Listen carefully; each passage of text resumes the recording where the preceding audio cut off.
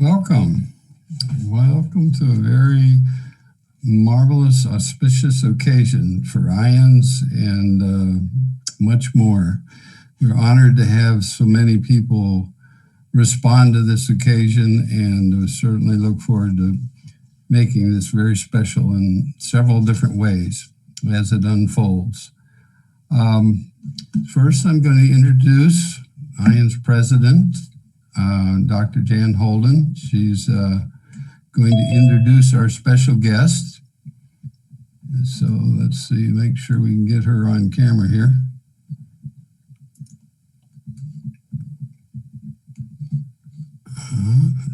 Can you start your video?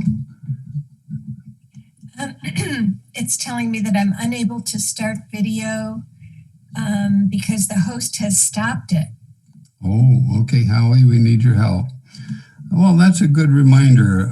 Obviously this program comes with a lot of hands working behind the scenes. I'd like to acknowledge Howie Hibbs, who is our production technician chief this afternoon. There's a whole staff of people who are involved in this program called ISGO, Ion Sharing Groups Online. I guess I should have introduced myself. I'm Chuck Swedrock.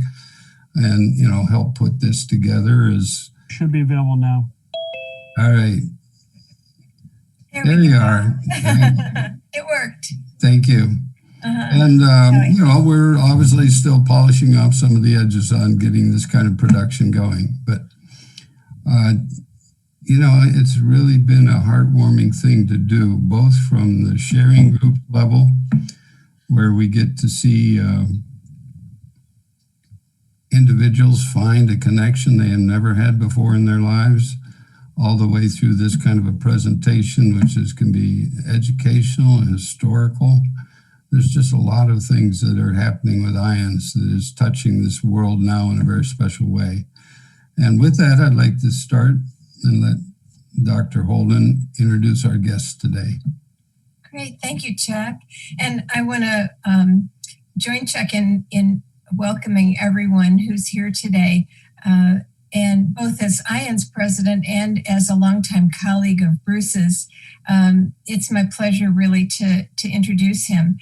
Probably around 1985, I can still remember standing in the library at the university where I was getting my doctoral degree and seeing a reference for the first time to this journal called Anabiosis, the Journal for Near-Death Studies.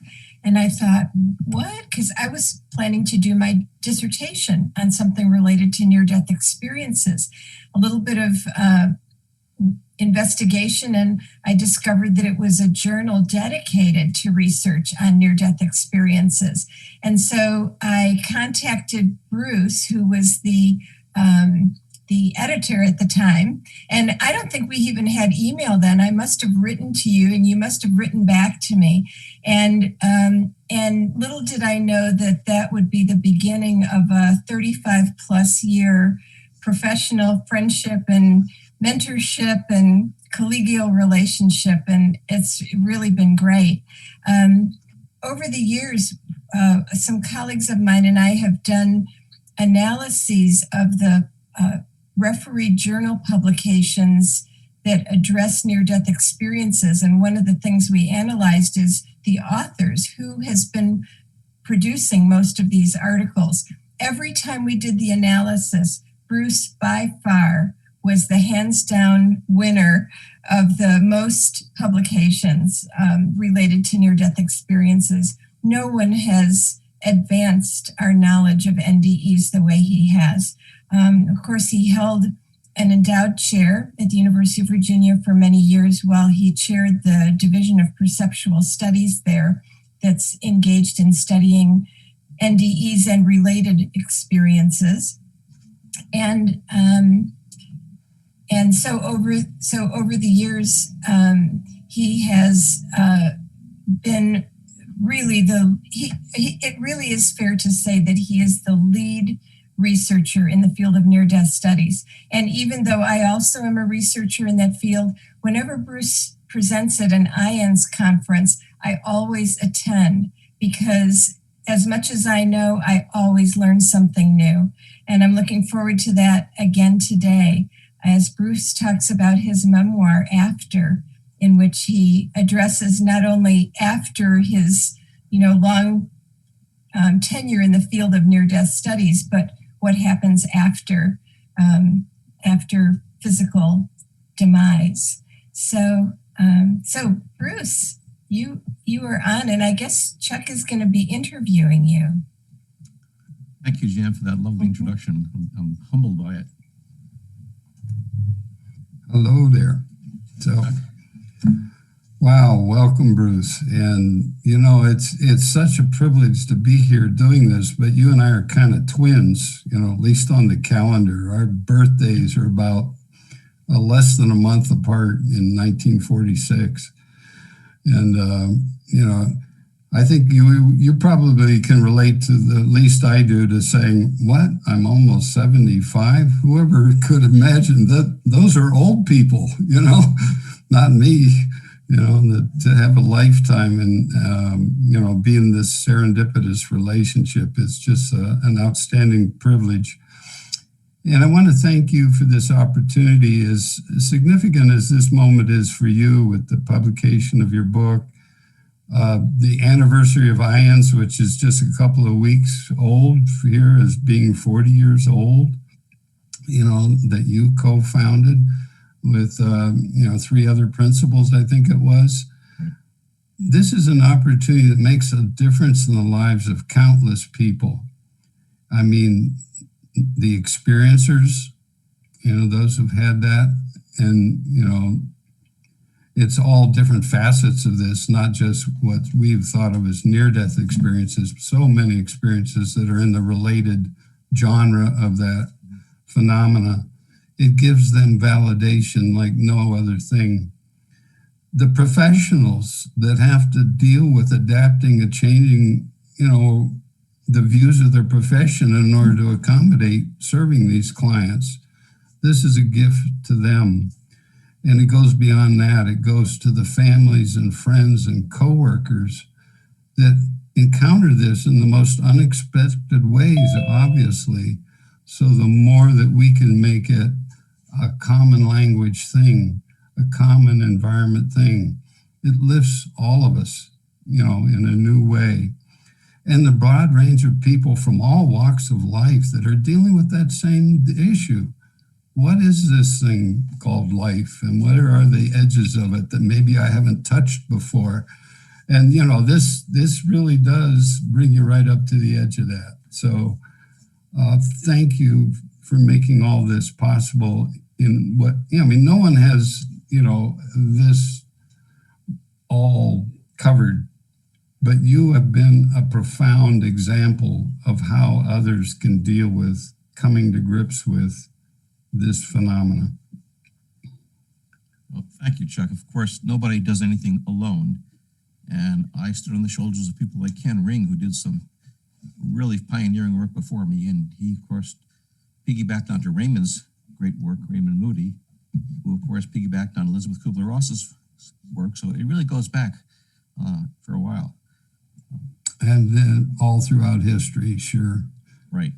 Yeah, there is, you can look back and touch it and say, I kind of had a very serendipitous, eye-opening event myself. I had this dim memory, I'll say, of being very tiny. And I had whooping cough. And I had memories of my grandmother there putting the mask on my face. And it wasn't only maybe in the last couple of years I realized my memory of that is not from being underneath a mask and experiencing it. It's being outside of it, watching it happen.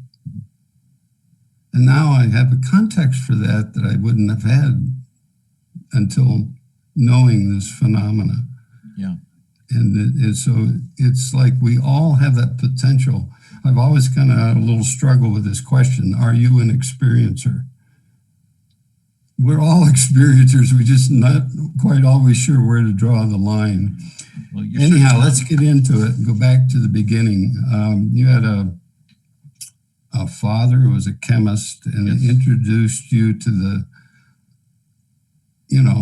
evidence. Evidence matters, Right. and that you look at these questions. And of course, it was a physical kind of materialist sort of worldview of chemistry, but it got you into the discipline of thinking.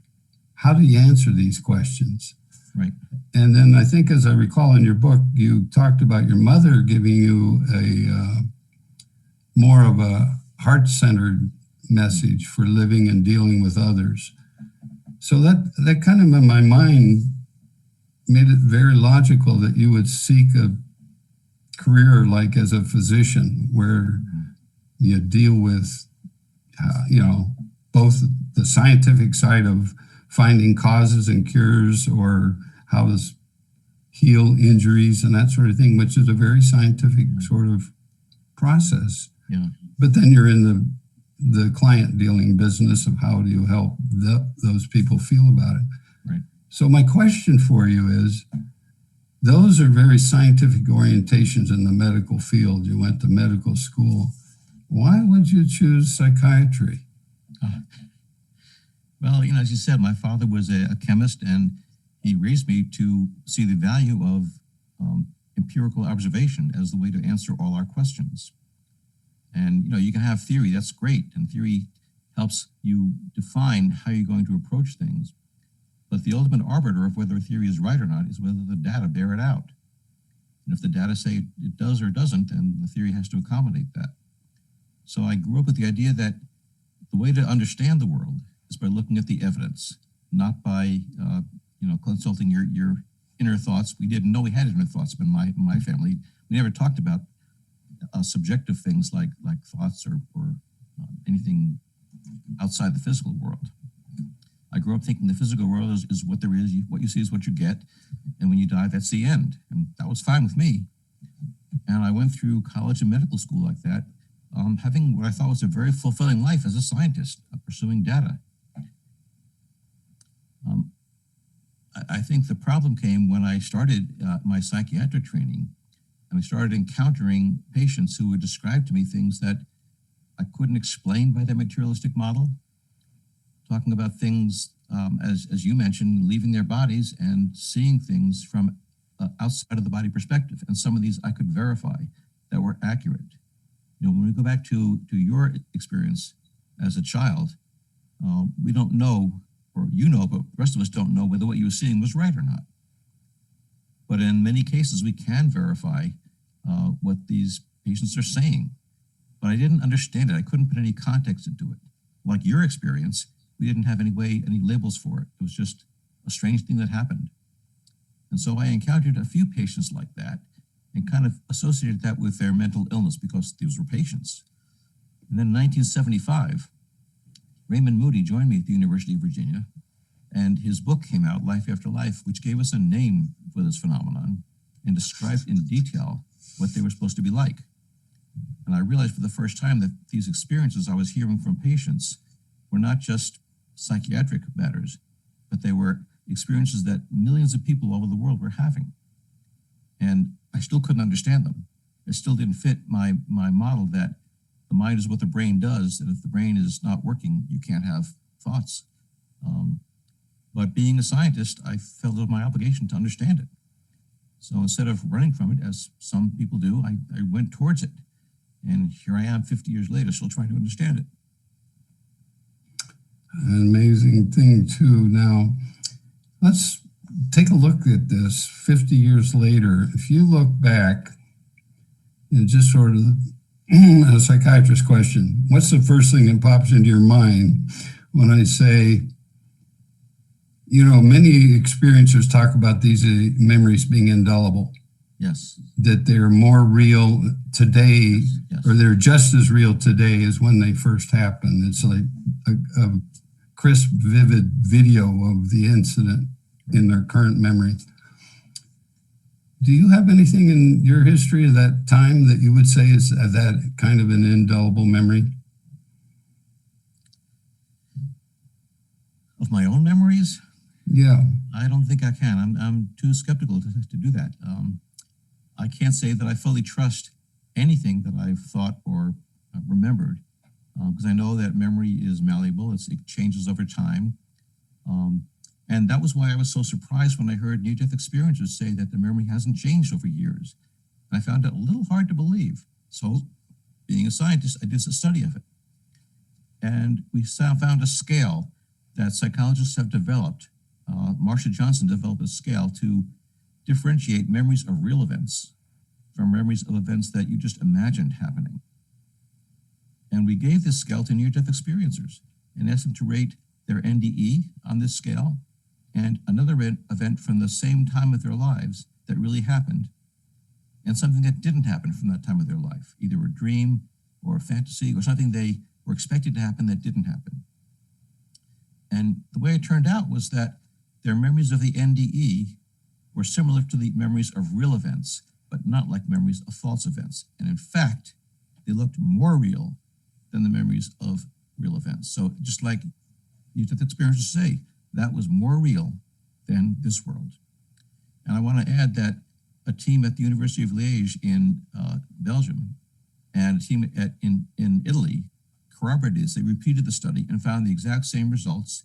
And in fact, the team in Italy also measured brainwaves at the time they were having these memories with an EEG. And they found that the brainwaves were similar to the brainwaves of people remembering real events, not like people remembering fantasies. So it was the data that convinced me these experiences are realer than real, and they don't change over decades the way other memories do. So is that one of the principal criterias that define these experiences as different from hallucinations? Or It is one. It is one. I think another strong one is the range of after effects. As you and most of the people watching this know, near-death experiences produce a very profound set of after effects, and people change their attitudes, beliefs, values. And this is after an experience that takes a matter of seconds or at the most minutes. And being a psychiatrist, I make my living trying to help people make changes in their lives, and it's not easy. And you work really hard to get fairly small changes. And here's an experience that in a few minutes or a few seconds can totally transform someone. And they become less materialistic, much less concerned with power, prestige, competition, reputation, and they become much more interested in the long-term picture, in being compassionate, being caring, act more altruistically, and that often leads them to change their careers. And sometimes, as you know, they change their relationships. Marriages sometimes break up because of this. So it's a profound set of after effects that follow NDEs that don't follow hallucinations or dreams. yeah, I wanted to ask a question about that, the after effects and the adjustments to those. In my path, I was led to get exposed to doing groups, support groups. Yes. Started with a divorce recovery group after a marriage had ended that I didn't want to end, or at least I thought I didn't want to end. And, you know, how do you recover from that? Because now I felt like I had this big D, you know, after I had seen one model for my life and Right. going forward. And now all of a sudden I had to look at a new way of what is my future. I think that's a little bit like the adjustment that, you know, Yes. experiences go through. There's something wholly new in my future. Yeah. But that led me to a divorce recovery group, and then that became ultimately very principally a passion of mine for this Yes. organization to help run groups where people can get together and share those experiences. So my question for you is, I had heard it said that once a person starts talking about it or bringing it out, it's an average of 7.5 years to get to some sort of balance of getting 1 foot in this realm, 1 foot in that realm, or whatever, adjusting to the change. I don't know the right psychiatry terms for it, but what is that a true kind of picture of that sort of adjustment period? Well, some people have found that. I know that PMH Atwater, who has interviewed many near-death experiences, claims it takes that long. I have not found that consistency. I found that people vary a great deal as to how long it takes them to start integrating it and feeling comfortable with it in their lives. Back in the early 80s, when I was working at the University of Connecticut, I had a couple of near-death experiencers come to me for counseling because of their near-death experience, and more likely because of the after effects and how they were affecting their family lives. And I started working with them and quickly found that it wasn't really effective very much because they felt like I didn't totally understand what they were talking about. And I knew at that time that Kim Clark, now Kim Clark Sharp, had started a support group for IANS in Seattle a couple of years earlier that was very successful. So I decided to start a support group like that in Connecticut. And with a group of other people, mostly the near-death experiencers, and my wife Jenny and some of the other experiencers brought their spouses in. And we started a group that met at the medical center in Farmington, Connecticut. And we met once a month, and you often had 20, 30, 40 people showing up for that to discuss their NDEs. And what I found was that talking to other NDEers was much more effective than talking to someone like me who was sympathetic but didn't understand fully what it was like. And that group is split several times since then. There are other splinter groups that came off of it. But that group is still meeting today after 40 years. Mm-hmm. Yeah, that's so profound.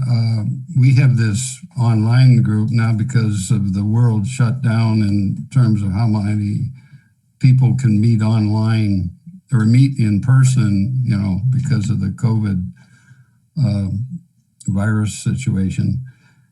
So we've gravitated to this platform, and we do this for sharing groups. And this has really been popular lately on this ISGO, IANS sharing groups online. We're filling up the rooms, and people coming through on this platform saying, well, just this past Thursday, our first Thursday event, a woman came in and just sort of was in the panel, the gallery view, and didn't say anything for a while. And finally, listening to the others share, she stepped up and said that this was the first time in 17 years that she felt she could talk, that she could bring it out in the open, because many times after their attempt to tell this experience, which is so vivid and real and powerful, they're shut down by the disbelief or by the response of their professional caretakers or their clergy or their family. Where can they go with it? So they have to learn to suppress it. Many of them learn to suppress it because they were threatened with a mental health diagnosis. And, so when I have that experience, having somebody come through the door and share for the first time after 17 years of isolation, that's such a powerful feeling for me to say that how we could make a difference for folks and get this out now like we're doing today. Yeah. Well, I'm glad to be able to say that thanks to the work of IANS and a number of researchers who've been publishing in mainstream journals, most people now know about near-death experiences, and most doctors and health professionals do, so that you're less likely to get threatened with psychiatric care when you talk about these things. When we first started presenting about NDEs at the American Medical Association conferences back in the early 80s, almost nobody knew what we were talking about. And there would be a lot of people in the audience, but a very polite silence when we talked. And now when we talk about these things in medical conferences or in hospital grand rounds, everybody knows what we're talking about. And it's common for doctors in the audience to stand up and say, let me tell you about my experience. So, back in the 80s, it was very common for doctors to say, just forget it, it'll go away, or that's just the drugs you were given, or refer them to a psychiatrist. And you don't get that response as often today, because most doctors realize now that these are experiences that happen to normal people under unusual circumstances. and they realize that you don't treat them like a psychiatric patient. And, I want to really acknowledge you in your book, and I was privileged to get a pre-publication copy. And what impresses me about that book is your honesty to reveal your own questioning as you had to go through this and adjust your worldview over the pages of that book. It helps the reader progress with you. And I think that's a real gift you're giving to expose, through this memoir that. Well, I'll tell you, Chuck, that was very difficult for me. Scientists are trained to keep themselves out of the papers they write. Just present the data and your conclusions and don't put anything personal in there. And that actually fit my personality too. And I started writing a book like that. And when I found an agent who was willing to work with me, he said, no one's going to want to read that. You need to put yourself into there and make it come alive. And I realized that, for the audience I want to reach, the average person, they have to be able to relate to what I'm talking about. So by exposing my journey from a materialist to someone who's very open to this idea and how I got there, I'm hoping I can bring other people along with me on that, and they can realize how it happens, how that situation evolves. Yeah, because it's not just, the scientist with their material perspective. I mean, I kind of went through that transition phase. I was raised in a Christian home, and I had, a mother who was the organist in the church. And, I really was exposed to that from early childhood. And so, the languaging of it and all that became part of just how you related to your worldview. And then I got to questioning, which, is maybe a teenage attribute. It's saying, how can you presume that this is the one truth? Yeah. Why is it, and you hear of the different religious interpretations of it. I love the example you gave in your book about the experiencer who described, I think it was, in her experience, she had the feeling that religions were like jars of jelly. Yes. If you'd share that. Yeah. She said that in her NDE, she realized that the different religions that we have that are all man-made are like jars of jelly on a shelf. And they're different flavors, but they're all jelly. They're all sweet. And what she got from this was that there are many ways of getting to God, to divinity, whatever that is. And all these paths lead to the same way, same place. So it doesn't matter which type of jelly you want. It's all the same. It's all jelly. Right. There are no religions in heaven, just jelly. Right.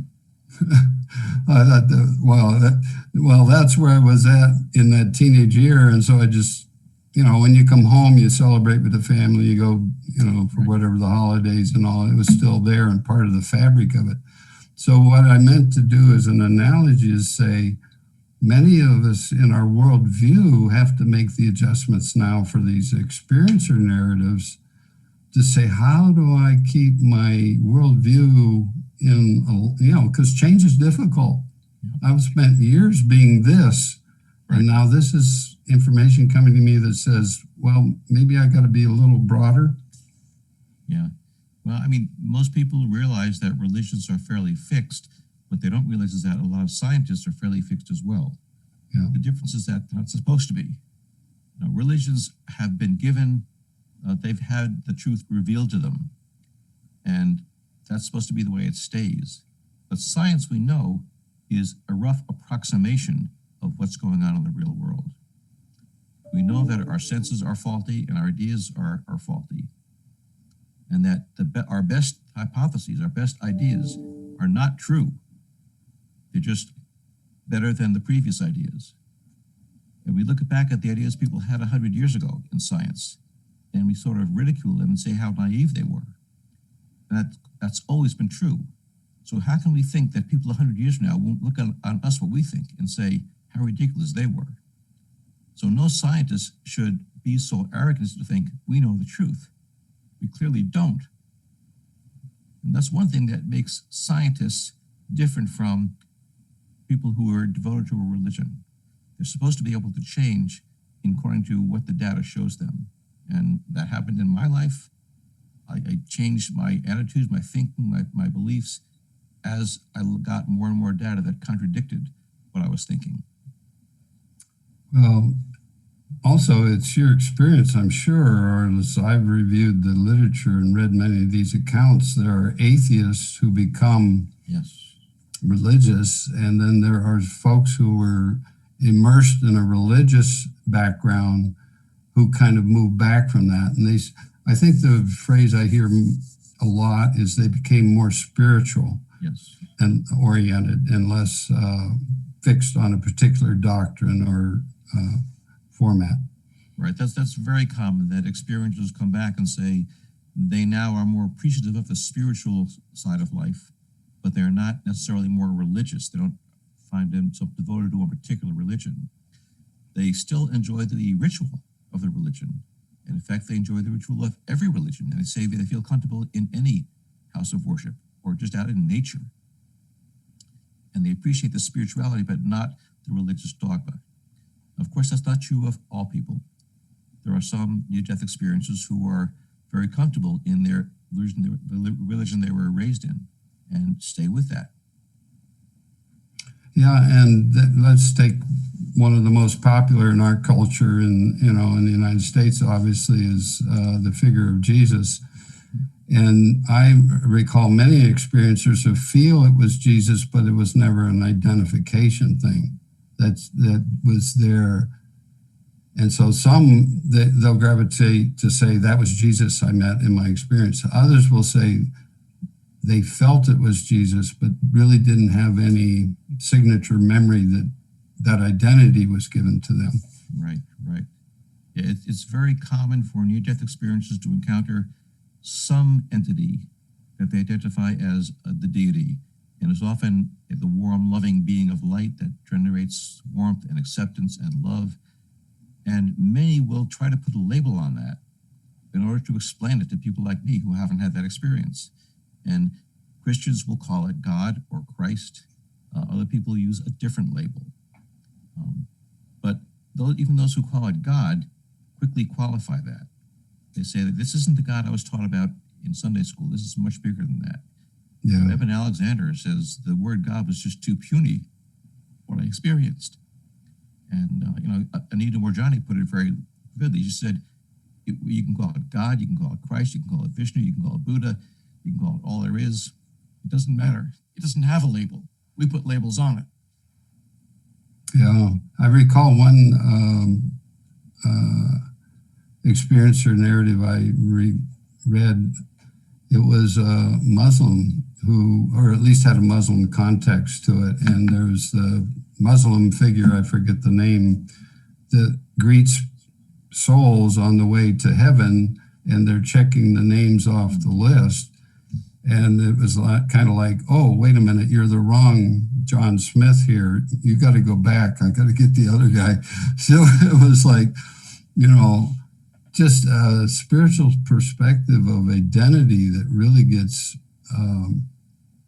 broadened when we think of not just having this identity that sits inside a physical case, but looking at identity in a very broad perspective. Well, that brings up the role of culture in shaping how we understand the NDE. Many NDEers will say that there are just no words to describe what they went through. Yeah. That the language is just too limited. And then researchers like me say, well, tell me about it. So we're forcing them to use words, which means we're forcing them to distort the experience by putting these labels on it. And what labels they use are determined by their culture, by their religion. Many people go through an NDE and feel they were told they had to come back. And in this culture, which is associated so much with accomplishments, people often say, I was told I had more work to do, or it wasn't my time yet, my work here isn't finished. But people in cultures like India don't have that type of perspective. They often say, as your Muslim friend did, I was sent back because I was the wrong Ram Singh. And my Indian friends tell me that that's what happens in India, that the bureaucracy is so bungling that they often make mistakes like that. So your culture determines how you interpret what happened to you. I love the metaphor you used in your book of a flash of lightning. You recall that, how many experiencers can't bring back, there's no words for it. Like you just said, it's beyond description, and yet they have to fumble and figure a way to put it into language. Right. Would you share that lightning antidote for our audience? I've heard that from many experiencers, that they say, imagine you're walking down a road in a dark night and it's hard to see anything, and you get a flash of lightning and the whole world lights up and you see the road, the trees around you, and you see the whole environment. And then it's gone when the lightning stops and you don't see it anymore, but you still remember it's there. Anita Morjani uses the metaphor of us living in a huge warehouse that's dark, and we just have a small flashlight. And we can use the flashlight to look around and see this or that, but we can't see the whole thing. And all of a sudden, someone turns on the light, and we see the vast contents of this warehouse that seem to go on forever. We couldn't have imagined that.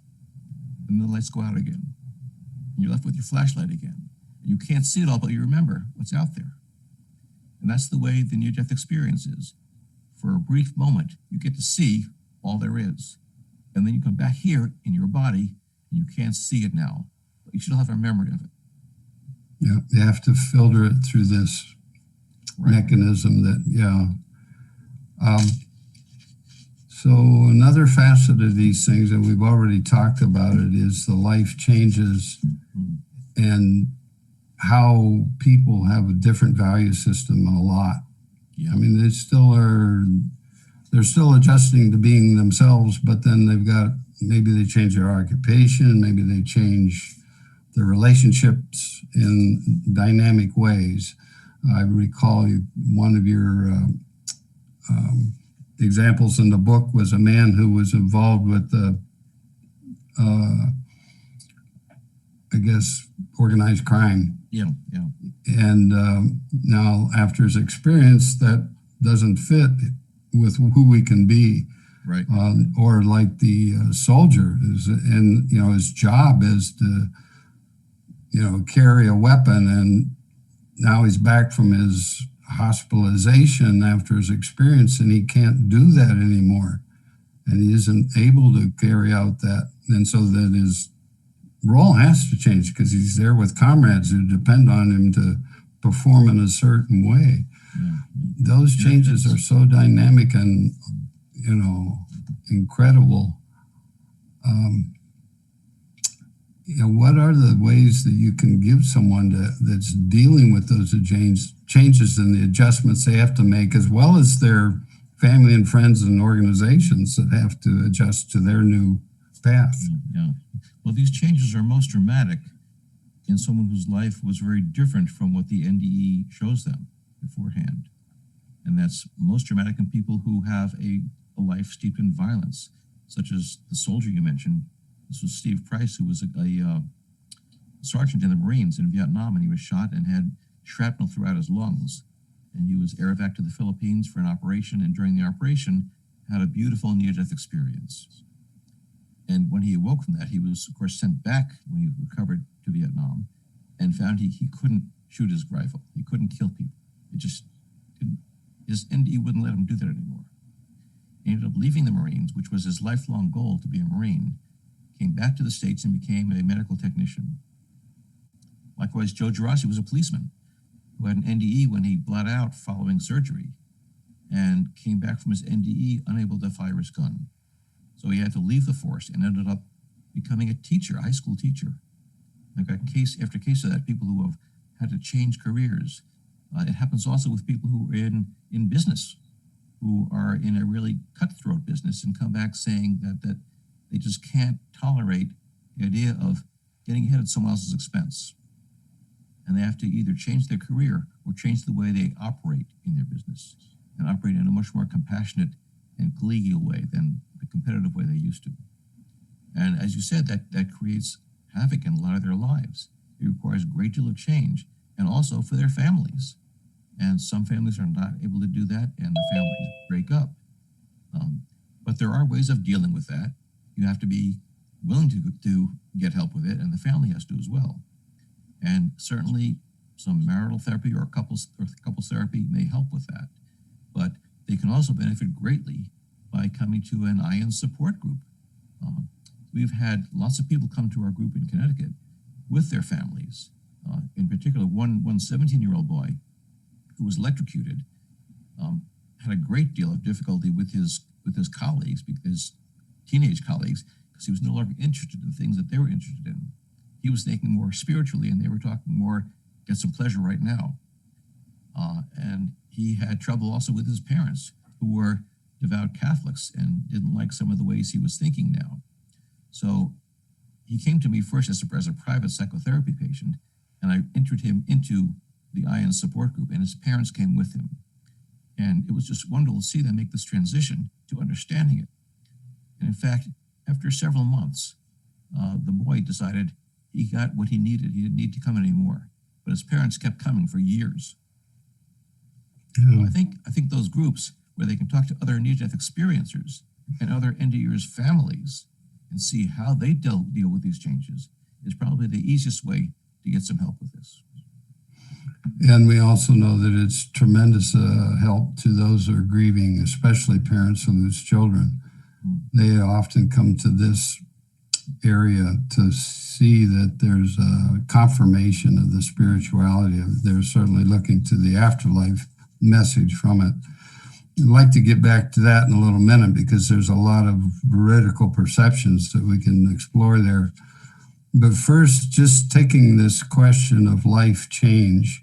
Now, you've got this measurement that you've, after 20 years, looked at the life changes index, I think it's called. Yes. To say these changes are permanent. There's not really, it's not like a temporary alteration of character. Yeah. I used the life changes inventory that Ken Ring originally developed. And I was giving that routinely to all near-death experiencers in my research, starting back in the 1980s. And then once we got into the 21st century, I thought, well, I've known some of these people for 20, 30 years now. Let me see if they still have the same changes. So I gave them the same scale again, Ken Ring's life changes inventory. And what we found was that, for the most part, all their attitudes were the same. Nothing had diminished at all. So over that 20, 30-year period, there seemed to be no change in the after effects.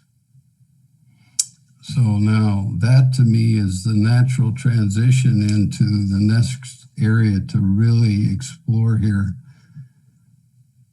The notion that came, as I really encountered it, from Ken's book, Lessons from the Light, that people who just are drawn to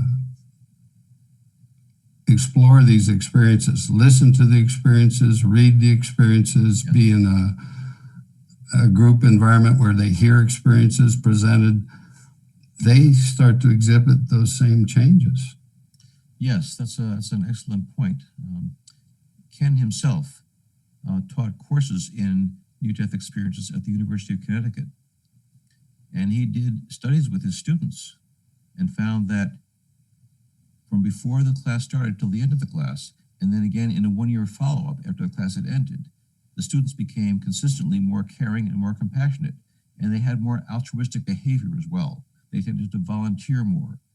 Chuck Flynn had done this already at Miami University, where he was teaching, and he found the same thing. He actually had the students not only learn about NDEs, but he had them practice altruistic behavior with people in the community.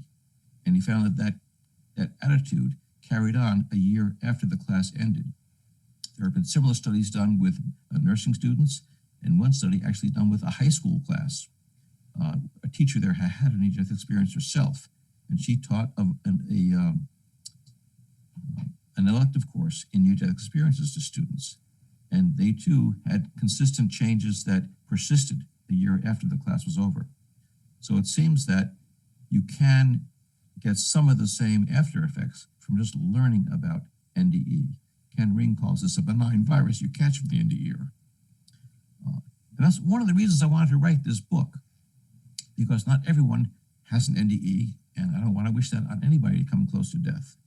But I'm hoping that by reading the book and learning more about near-death experiences and how they change people, that may stimulate the rest of us to think about our own lives and whether we want to change some of the things we're doing.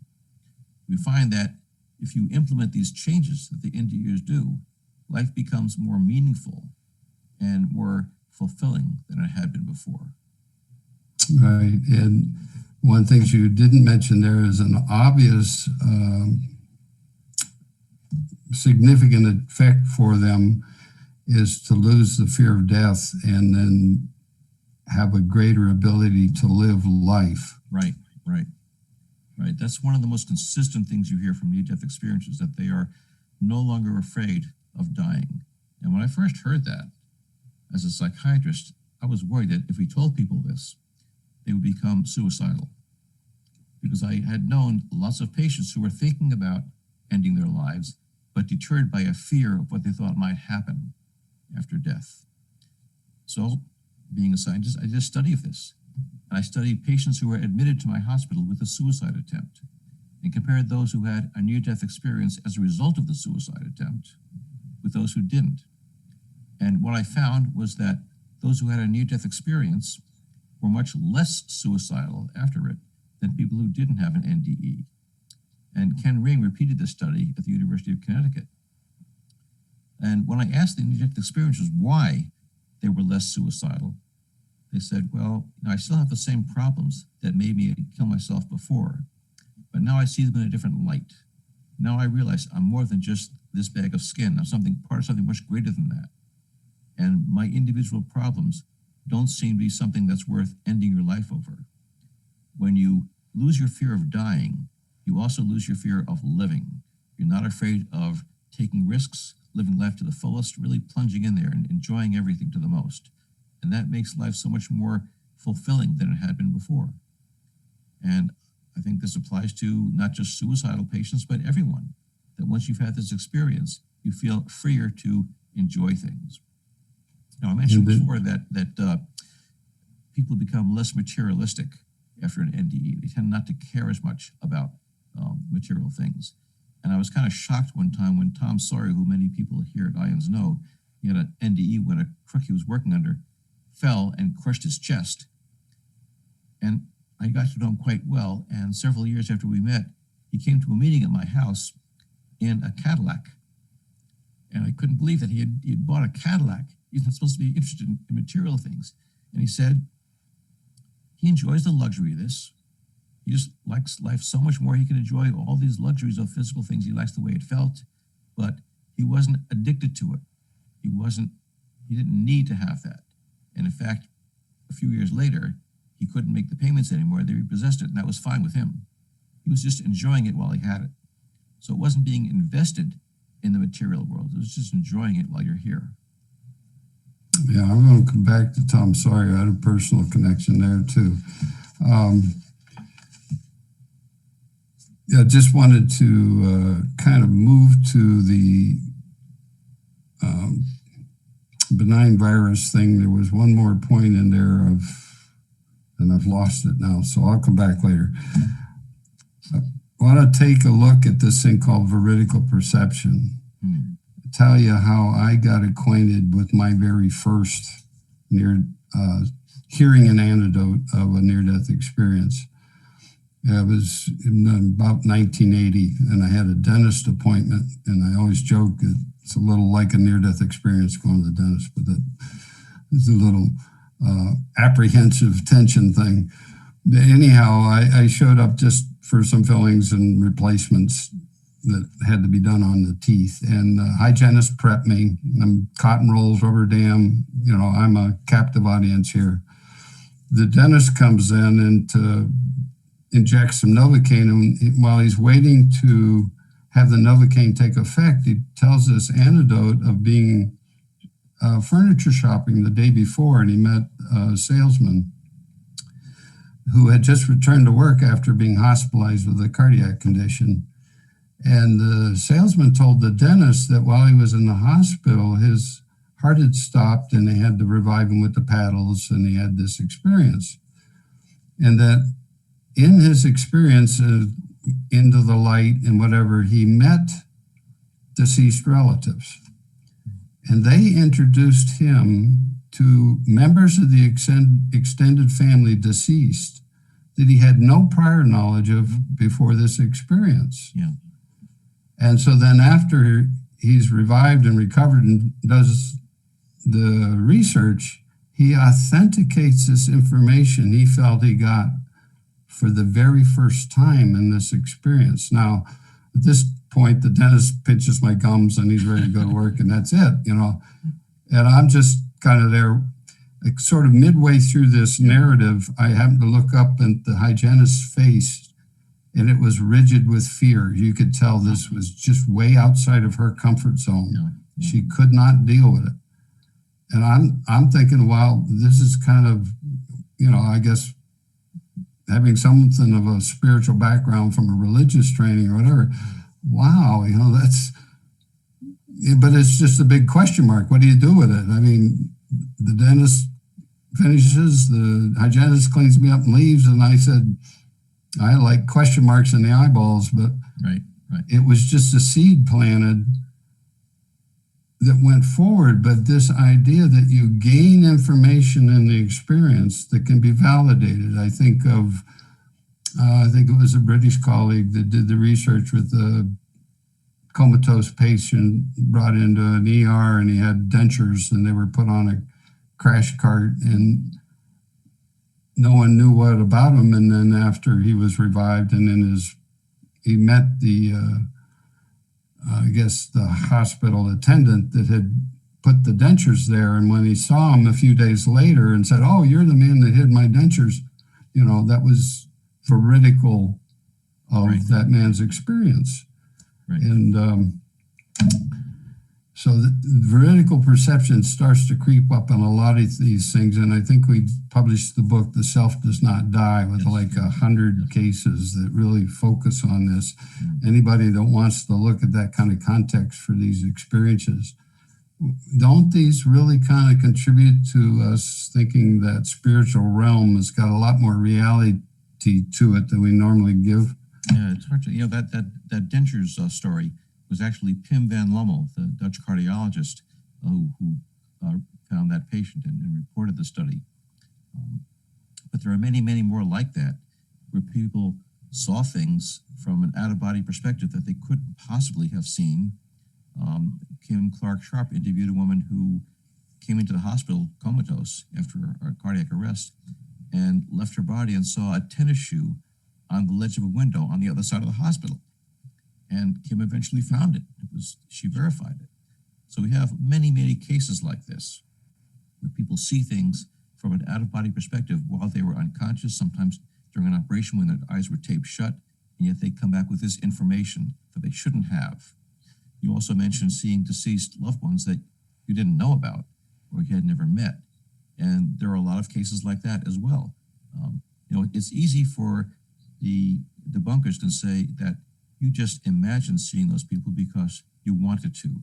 You thought you wanted to be reunited with deceased loved ones when you die, so you sort of conjured up the image of them.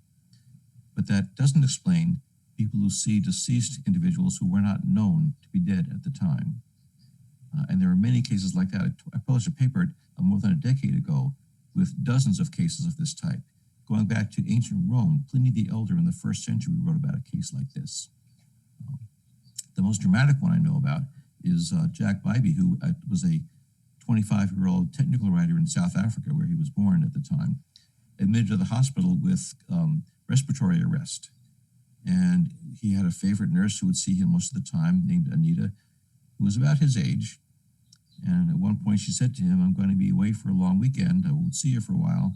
So he wished her well and she took off. And after she left, he then had another respiratory arrest, stopped breathing. They had to resuscitate him. And while that happened, he had a near-death experience in which he found himself in a pastoral scene, and he saw Anita walking towards him. He was startled and said, "Anita, what are you doing here?" And she told him that this is where she was now, but he can't stay there. He has to come back. And she wanted him to tell her parents that she loved him and she was sorry she wrecked the red MGB. Well, he then woke up back in his body after he was resuscitated with a full memory of this startling experience. And he told the first nurse he saw about this, and she started crying and left the room quickly. It turned out that Anita had taken the weekend off because it was her 21st birthday, and her parents were coming in from the country to celebrate with her. And they surprised her with a red MGB.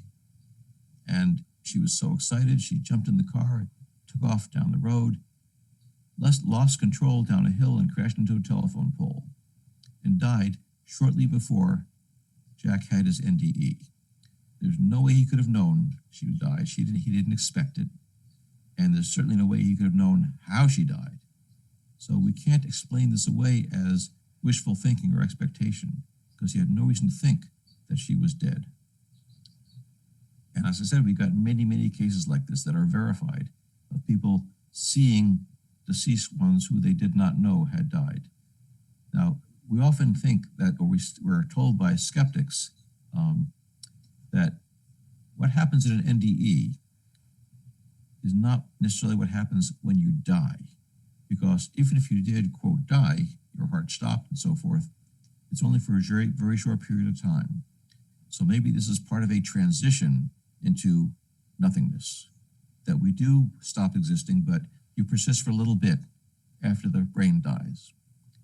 But some of these people in NDEs see deceased loved ones who have been dead for a long, long time, which suggests that after we die, something about us stays around, is still there in some form that can communicate. I don't know whether I can say that this proves it, being a scientist, but I can say that it sure makes it plausible. And we need to find other explanations for it if we're not going to accept that one. Yeah, I think it really shifts the burden of examination from, the skeptic or the materialist who do a dismissive, ignoring the evidence approach, have to find a new way to look at this material and say, okay, we've got this model that we build on what we know from near-death experiences. If you got answers for their observations, you have to show it, not just that you can explain a little bit with a chemical in the brain. Right.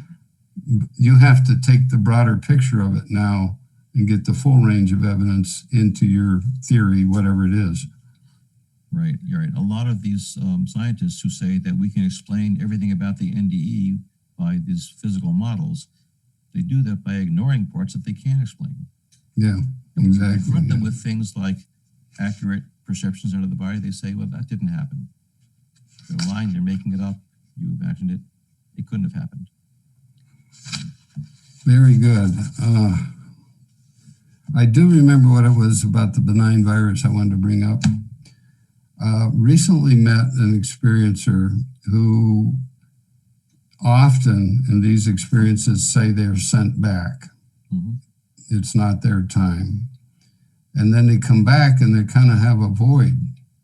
One woman in a recent sharing group we had was a drug addict for 20 years and had this near-death experience and said that her habit was cured instantly. Even the physical, normal withdrawal issues were not there. It was like a miracle.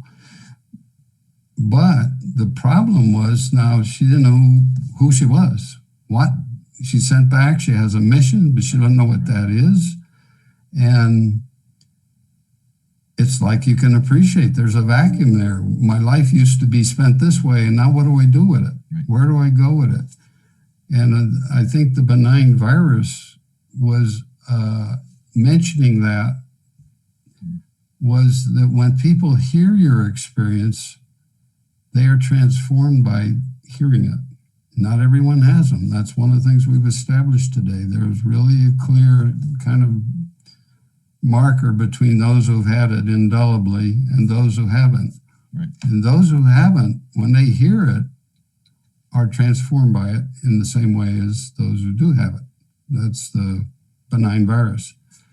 So there is a mission that this person now feels they can publicly talk about this experience where they couldn't before, but now there's also a benefit value from it.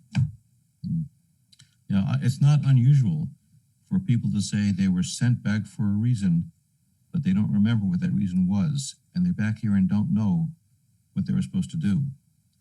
An example that I met is that teenager I mentioned before who found himself back and after this electrocution and just couldn't know how to deal with the other high school kids.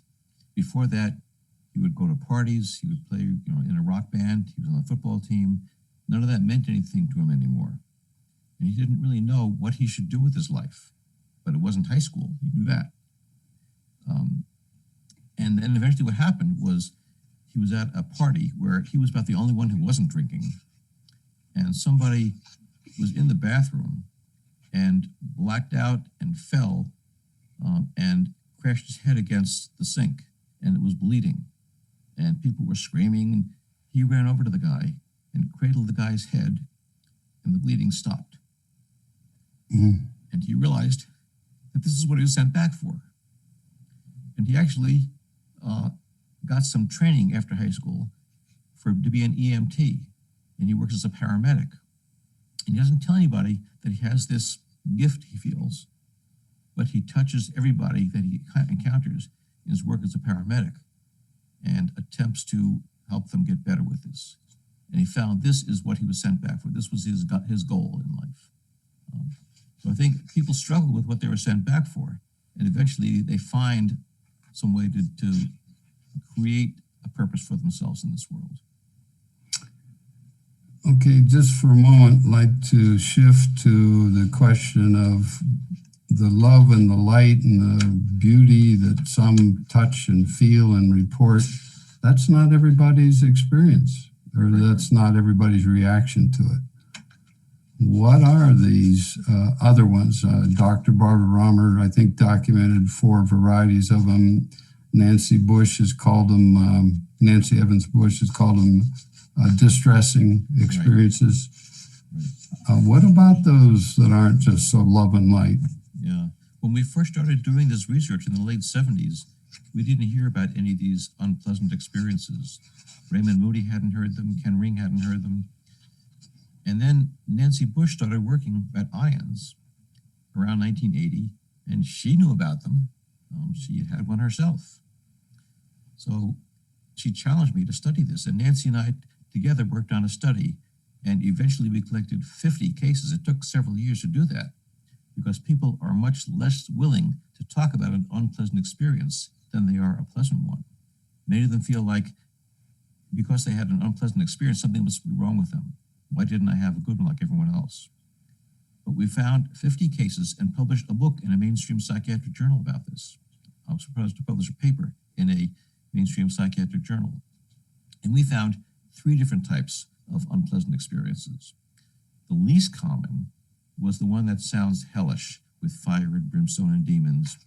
And we only heard that from people who expected that to happen after they died, people who had a belief that that was going to happen.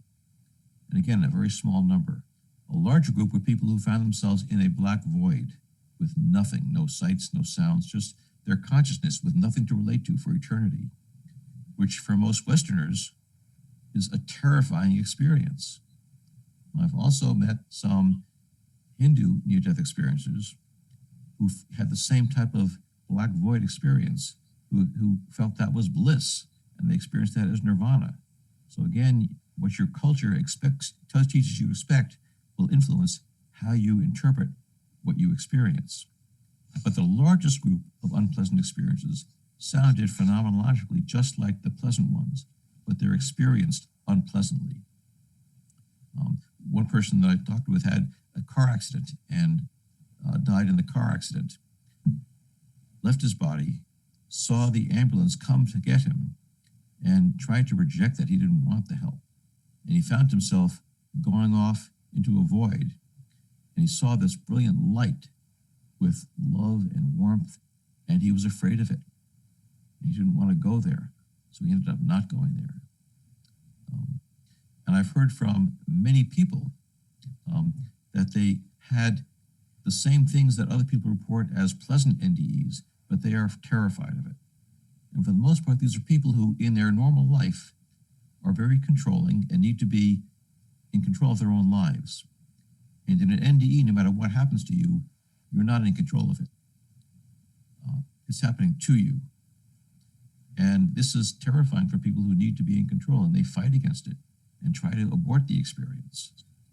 And my suspicion as a psychiatrist is that what's unpleasant about these experiences is not what's happening to you, but your reaction to it, your resistance to it. And we have a number of cases documented now where people get exhausted trying to fight it and just give up. And as soon as they surrender to it, it becomes a blissful experience for them. Yeah, it reminds me of an anecdote of, I was in some kind of conference over in the Phoenix area, and I met a woman who had had 3 near-death experiences, and she said she had the kind of traditional in that model of a love and light, and I don't know if it was deceased relatives or spirit, or spirit family or whatever, in the first 2. But in the third one, it was this void. There was nothing there. It wasn't really distressing, but there was just nothing but void, not even blackness. I mean, just a void. And she's puzzling, where's the light? And this spiritual presence, which everything there is telepathic, communicates to her. And the phrase she replied that she heard was, "Oh, that's for amateurs." So, yeah, like you say, loving void, but what are you used to is kind of the, the principal underlying observation on that particular one, anyhow. To say in regard to these unpleasant NDEs, the assumption by most people is that if you're a good person, you'll have a good NDE. And if you're a bad person, you'll have a bad one. And that's not what we found at all. There was no correlation between the type of life you led and what type of NDE you had. I've talked to people who seemed to lead exemplary lives who had a terrifying experience. And I've talked to people in prison for life who had an NDE when they had a heart attack in prison, and they had the typical blissful type. So we don't seem to be able to associate the type of person you are with what type of NDE you're going to have. Nancy Bush has now gone on to write 3 excellent books about these unpleasant NDEs, putting them in a context of similar experiences throughout history. And certainly there are accounts by some Catholic saints, such as St. Teresa of Avila and St. John of the Cross, who describe going through the dark night of the soul. And it also has echoes with Joseph Campbell's hero's journey, where you go through various travails before you finally get to enlightenment. And Nancy writes in these books about how to deal with this unpleasant experience and learn and grow from it just as you can from a positive experience. Very good. Well, I've, been using these this knowledge in these sharing groups that we've done online with ISGO, and they're kind of unique. And Nicole Gruel was a doctor of parapsychology from Sydney, Australia, and I, who got together, and she couldn't figure out how she was going to have a place to meet in person. This was in 2018, so we decided to experiment with doing groups online, and that's how this platform came into being. And we decided to have sample groups over a period of 4 months, twice a month, and we had these meetings. The very first one, we had 12 people, and we had really worked a lot on the guidelines for how you disclose, create the safety for people to feel to share. And so the guidelines were confidentiality, what's said in the group stays in the group, and just the natural, the best you can do in this online environment. So a couple of people spoke up and shared their experiences that were fairly traditional. And then a woman raises her hand from, I think it was Australia or New Zealand, because in the very first meeting we had 12 people. There were some from Australia, New Zealand, Canada, and then across the U.S. It was marvelous that they one couple were there from Ohio. They're miles away from any local group that they could have gone to. This was just a magic platform for them to get together. So the positive experiences are shared, and then a woman spoke up and says, well, I had a different kind of experiences. Okay, if I share. Well, yes, that's why we're here. Non-judgment. As long as you share from the first person, it's your experience. Please. She shared an alien abduction experience. Oh, we didn't see that one coming. That gave a couple of other people the, courage to share that they felt they'd had alien contact.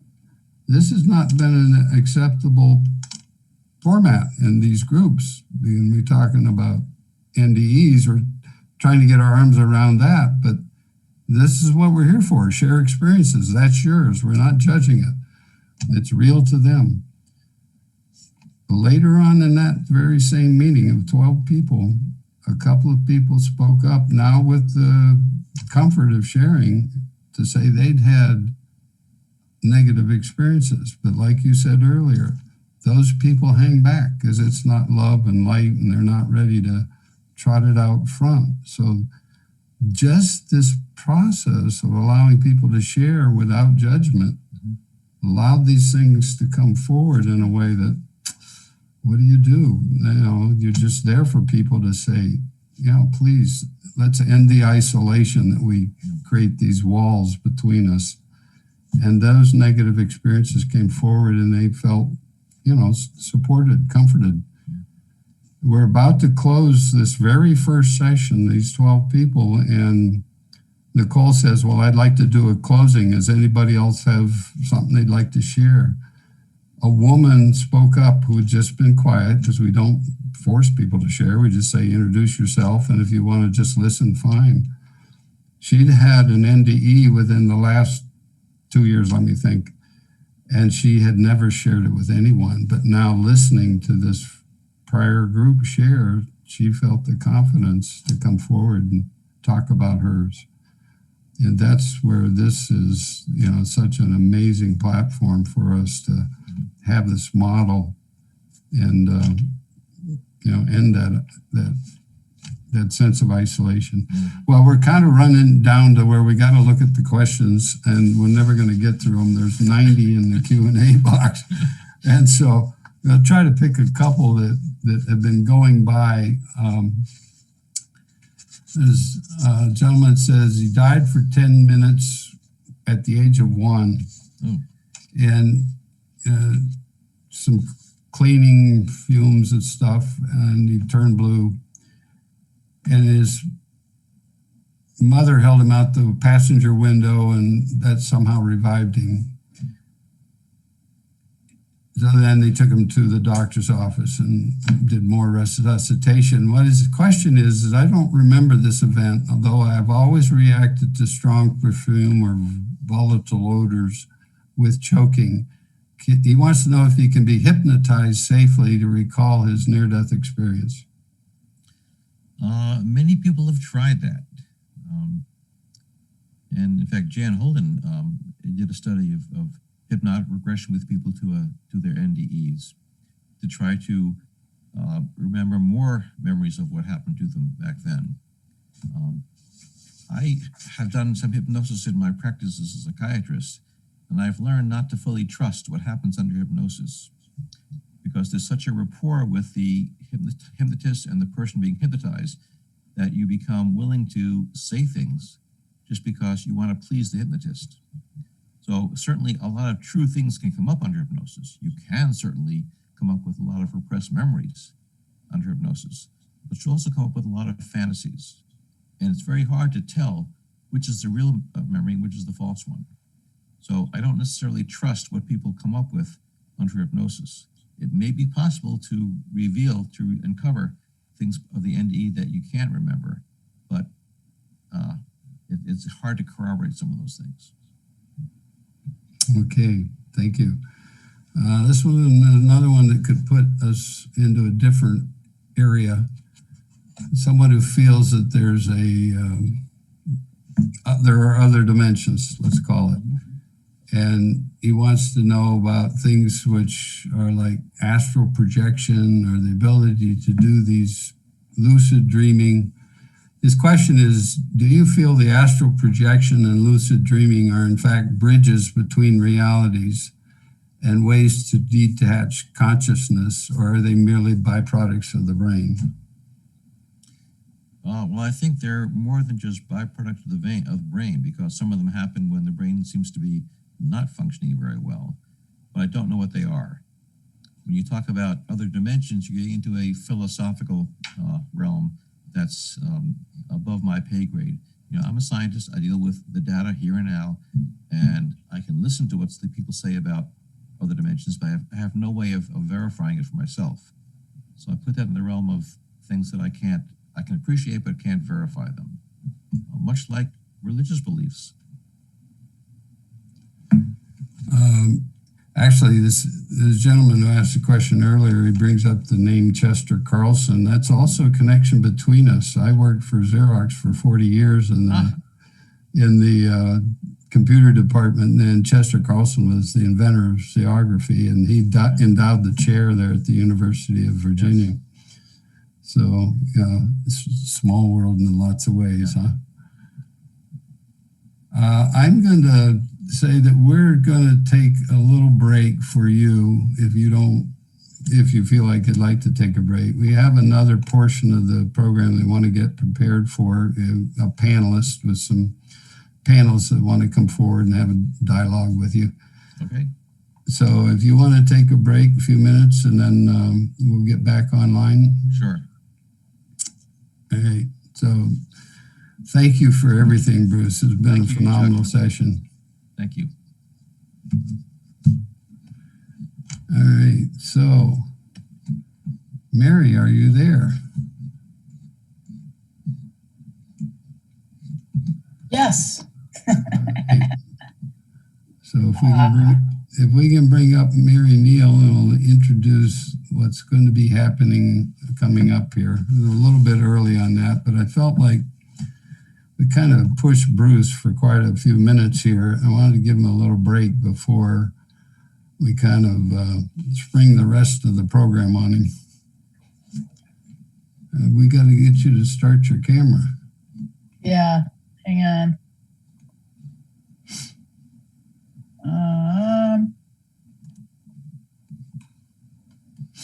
There you are. Hi. Hi. Let's see if I can get this virtual background to work.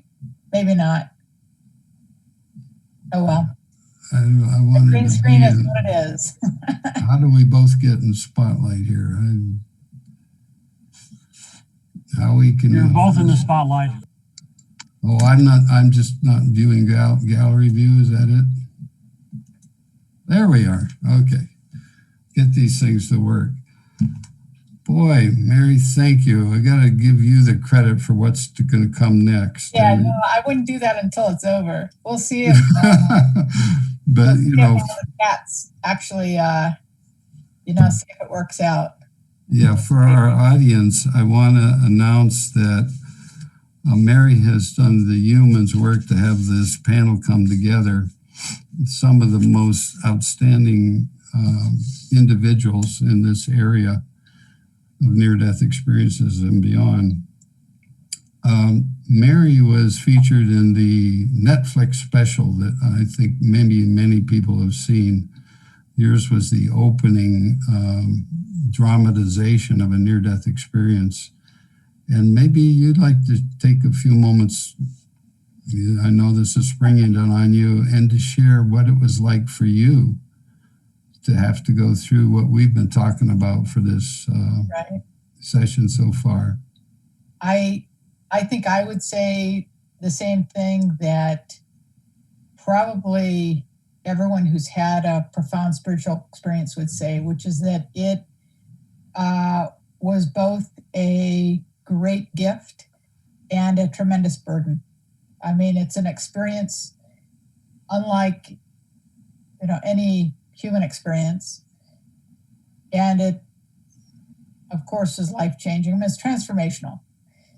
and it can't be anything but transformational. But for all of the joyful and wonderful aspects of it, and I would agree with, everything you and Bruce have talked about, which is that, once you completely eliminate all fear of death, you truly eliminate all fear of life. And it's a very profound transformation. I won't say that I was a fearful person, but it does change your experience of every moment of every day. But I also think that having a near-death experience or any other truly profound spiritual experience brings its own burden, because it really does change the importance of every moment of every day, because the fact that there really is life after death changes our experience of this moment. It brings a context to it, and it, I think, brings the burden of not only sharing that love with other people and really trying to do your very best to help other people experience that sense of being loved. I mean, we are each so incredibly valued and loved that it's a burden to try to just wake people up. Because I absolutely believe and know that if a person, and if everyone on this planet truly understood how loved we are, it'd be very different. We're definitely going to change this course of human history by bringing this up a level where we can get along with one another. Right. I mean, it's very difficult to sow discord and hate when you know that we are each truly, truly loved. So and you don't have to fear death. It's the same thing. I mean, it's both an incredible gift and an incredible burden. Well, it's very difficult, I think, for anyone who has had a profound spiritual experience to go back to daily life. Well, that's why I wanted to ask you that question, and also ask you, you are a doctor trained in some of the most. Absolutely. I share Bruce's basic approach to things, which is that I want to see evidence. I am a very concrete thinking person. I'm not creative and I'm not an abstract thinker. And for me, the idea of living within a spiritual realm, now it's easy. I mean, I believe science and spirituality coexist very easily. But that wasn't true of the me from, 20 years ago. I mean, I believed, like most scientists, that, it's a materialistic approach to things. What is physical and what can be understood is what is real. And how do you feel this affected your relationship with your colleagues? Well, they just ignore it. I mean, it's always been very interesting because, especially when my first book came out, To Heaven and Back, it was a #1 New York Times bestseller, and I was doing a lot of media because of that. And it was really interesting because I would go make rounds at the hospital or something, and the nurses, who of course are at the patient's bedside hearing these stories, the nurses would want to talk about my experience and ask questions about my experience or about the effect of my experience and things like that.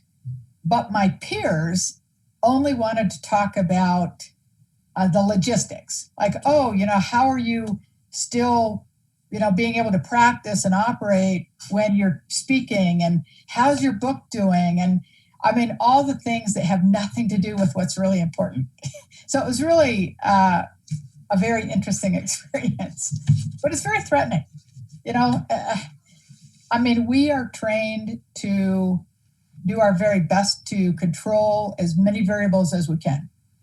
And we believe that if we are educated well enough, trained well enough, and we're skilled enough, then we're the ones in control and we can control the outcomes. But obviously, that doesn't happen that way. But I actually think that science and spirituality coexist very easily because they answer and address different issues. Science, I'm still a scientist. I mean, it's not a matter of believing in science. Science is real. And science will always be the pathway and the mechanism by which we try to understand the natural world around us, how things work. But spirituality will always provide the answers to the questions of meaning and purpose and the whys of how things happen in the natural world. So they're just different. Well, except your story has some very, very fascinating features. That was how you were found in the wilderness, that they rescued you, that the rescue was unbelievable odds that things show up and happened in the order they did, and that there's an ambulance on the road when they get to you. No, I experienced pure, unadulterated miracles, God's intervention. However you want to word it, however you want to think about it, I experienced things that are not of this world, that could not happen of this world. There's no question. Even my own resuscitation. I mean, I was with that oxygen for 30 minutes. And you It's not recovered. that the statistical likelihood is low, it's zero. I mean, it doesn't happen that way, especially when you're in the middle of nowhere. Yeah. So no, Yeah, if people want to get in touch with the nature of that, they can watch that Netflix special, which, Yeah, I know it was done Hollywood, but at least right. I mean, one can never control the editors nor the producers of any of these shows. And, Right. and that's fine. You know what? If people want more information about my story and my experience, then like so many of the people who are going to be speaking, I mean, yes, I have a website, drmaryneal.com. Yes, I've written a couple of books. And of course, they're available on Amazon and all that stuff. But, All right. well, Well, I we think, have to get ready for the next piece here, and we want to be watching the clock. If you will introduce for our audience what's happening next, yes. I'm going to turn it over to you, and I'm going to go back and help Howie. And Okay. thank you for being here. All right. So what's happening is this.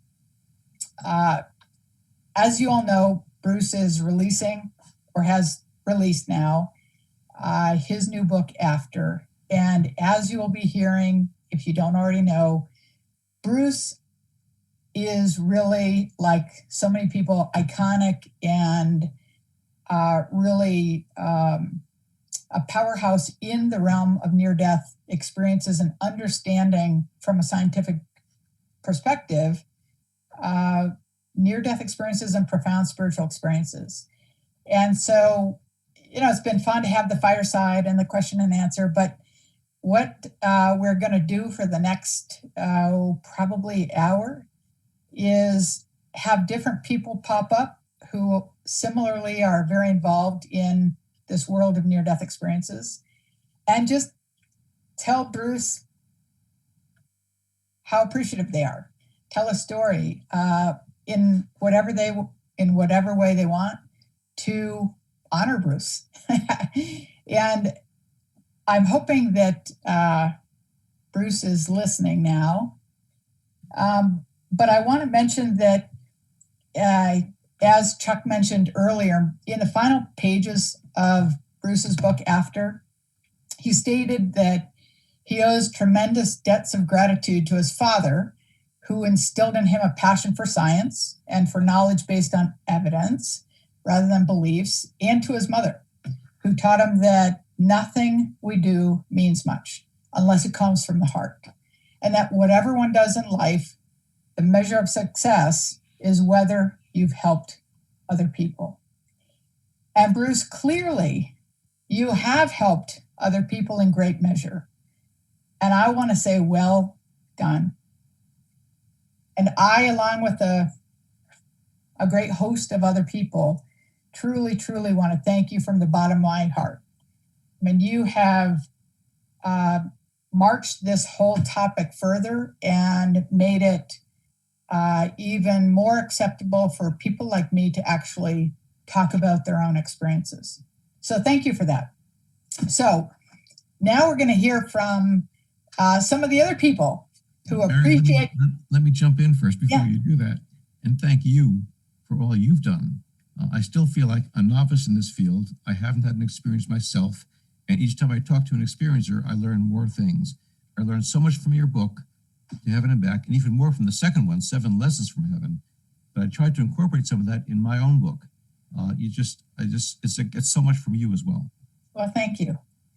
Okay, so now what we're going to do is hear from some of the other people who appreciate you, who appreciate your work, and who want to wish you well on the release of After. So first up, and we'll see if using this technology, it all comes together. But the first person up is Michael Sabin. Okay. And he will be honoring Bruce. He's a retired cardiologist, as well as being a co-founder and the first vice president and a lifetime member of IONS. And he, of course, like most of us who will be speaking, has written a couple of books on the subject. One titled Recollections of Death, a Medical Investigation, and Light in Death. And his passion for understanding the near-death experience continues to burn, and he's working on several future NDE projects. Of course, there's no end to the projects that could be coming, so Mike has a lot of work ahead of him. So let's see. Chuck, how do we... Here. You're all set to go. Great. Hello. Can you hear me? Yes, Mike, you're on. Okay, great. Well, Bruce, great to see you. I'm going to address this to you because the tribute is to you. And when Mary contacted me, I thought about it, and I thought about a program. Now, this may be before your time. You're not quite as old as I am. And there was a program back in the 1950s. It was called This Is Your Life by Ralph Edwards. It was hosted by Ralph Edwards. And he would surprise somebody in the audience, bring them up, unknown to them, and have people in their past come up and introduce. And it was quite an endearing program. This is sort of like what's going to be happening here to you. So, having said that, this is your life, or a big part of your life. And I'm very honored to start it off. You and I first met in 1977 in Charlottesville, Virginia, at Raymond's house. Raymond's book, Life After Life, had been out for 2 years or so and had become a huge bestseller. Ken Ring and John Audette were both there also, along with others. I remember you with a quick sense of humor and full of insightful ideas, humble and soft-spoken, and I'll have to say you have not changed one bit since I first met you then. Since then, our paths have crossed many times at professional meetings, at Raymond's 170-acre Virginia ranch, although in Virginia you would probably call it a farm, located in Headwaters, Virginia.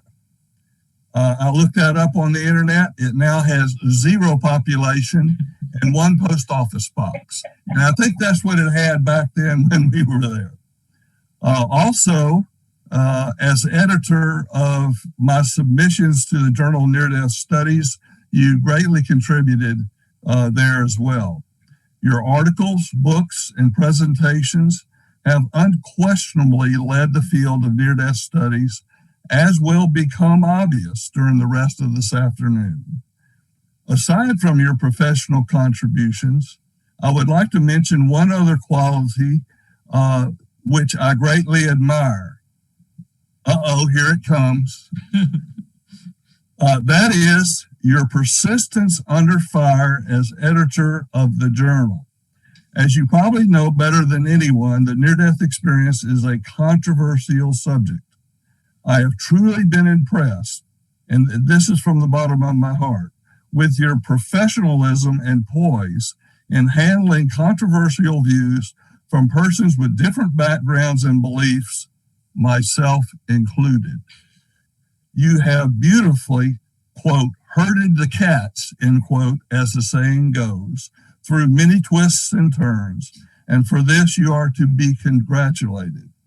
Your new book is rich testimony, not just to your scientific rigor, but to your kindness and respect for humanity at large. Good luck, my good buddy. God bless. Thank you so much, Mike. You know, I remember vividly those first meetings in Charlottesville when those of us who read Moody's book got together to try to study it somehow. And as I remember it, most of the people involved then, Ken Ring, John Odette, were coming at it from a more spiritual perspective. And the way I saw it, you were the grounded one of the group. You were a cardiologist looking at it as a scientist, as a medical scientist. You started out as a skeptic, not believing Moody's book. And it was one of your nurses who goaded you into doing a study to challenge you. So I was really glad to have you as part of that group to keep the group grounded in reality, in empirical science. And as for my stint at the Journal of Near-Death Studies, I will say that you were one of the most challenging authors to work with, because you and Ken would get into it, and you know, it was difficult to maintain our equanimity, but throughout all of it, we remained great friends. And I think that's a real tribute to the way the NDE has affected us. They're able to see the long view and not get caught up in the daily conflicts. I also want to thank you for giving the world the Pam Reynolds story in your second book, Light at Death. I mean, that was a fantastic piece of work that we all have gained tremendously from. All right. Thank you, Mike. Thank you. Just 1 second. I did recently contact Ken, and John Gibbs had said after our interchange in the early 2000s on the Journal of Near-Death Studies, what John said, Mike, what you and Ken need to do is go out and have a beer together. And so I never did that. And so I contacted Ken 20 years later, and I said, Ken, this was over the internet. I said, Ken, this is what John told me to do. So here's the beer. And I had a beer holding up, a virtual beer. And I said, drink up, buddy. We're friends. And he wrote me back and he said, amen. So anyway, thank you very much. All right. Well, great. Now we're going to hear from another Mike. This is Michael Nam. He is a man with a variety of seemingly divergent interests. He began his professional life with a doctorate degree in forestry, which of course has very little to do with near-death experiences. But having said that, when he was writing his thesis on migratory birds, really what he was studying was living creatures. And that study ultimately took him into the study of near-death experiences, out-of-body experiences, and the experience of terminal lucidity, which is something that I really personally appreciate. I had never heard of that before my own experience in trying to figure out what had happened. But since then, I've actually had that experience with a number of patients and family members. So I personally want to thank you, Mike, for that. But really, he's interested in looking at all of the riddles of human consciousness.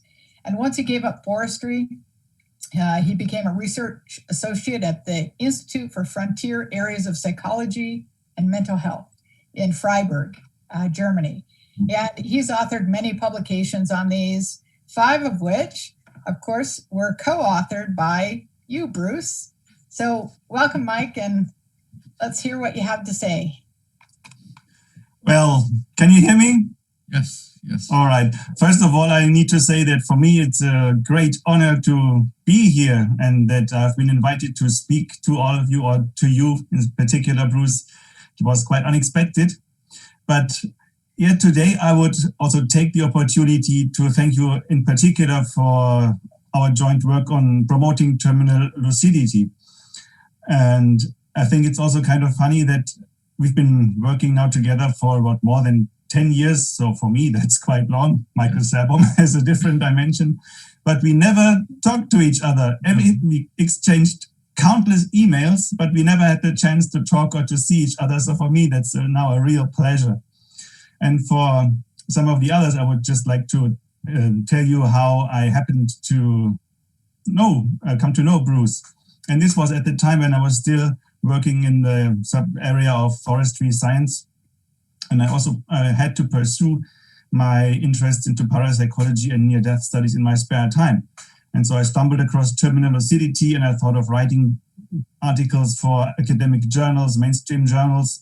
And so I went to my boss of this forest research institution and asked him, well, I need affiliation if I want to write academic articles about terminal lucidity. Can I write the Forest Research Institution? Can I give that as my academic affiliation, for example, in the Journal of Nervous and Mental Disease? And so my boss looked at me and said, no, you can't do that. No, because this institution was partly funded also by taxes. And I mean, what will the people think? What are the people doing at this forest research institution writing articles about mental diseases? So there's no way you can do that. And so this was the idea when I just thought, well, I just might ask Bruce if he would be willing to join such projects.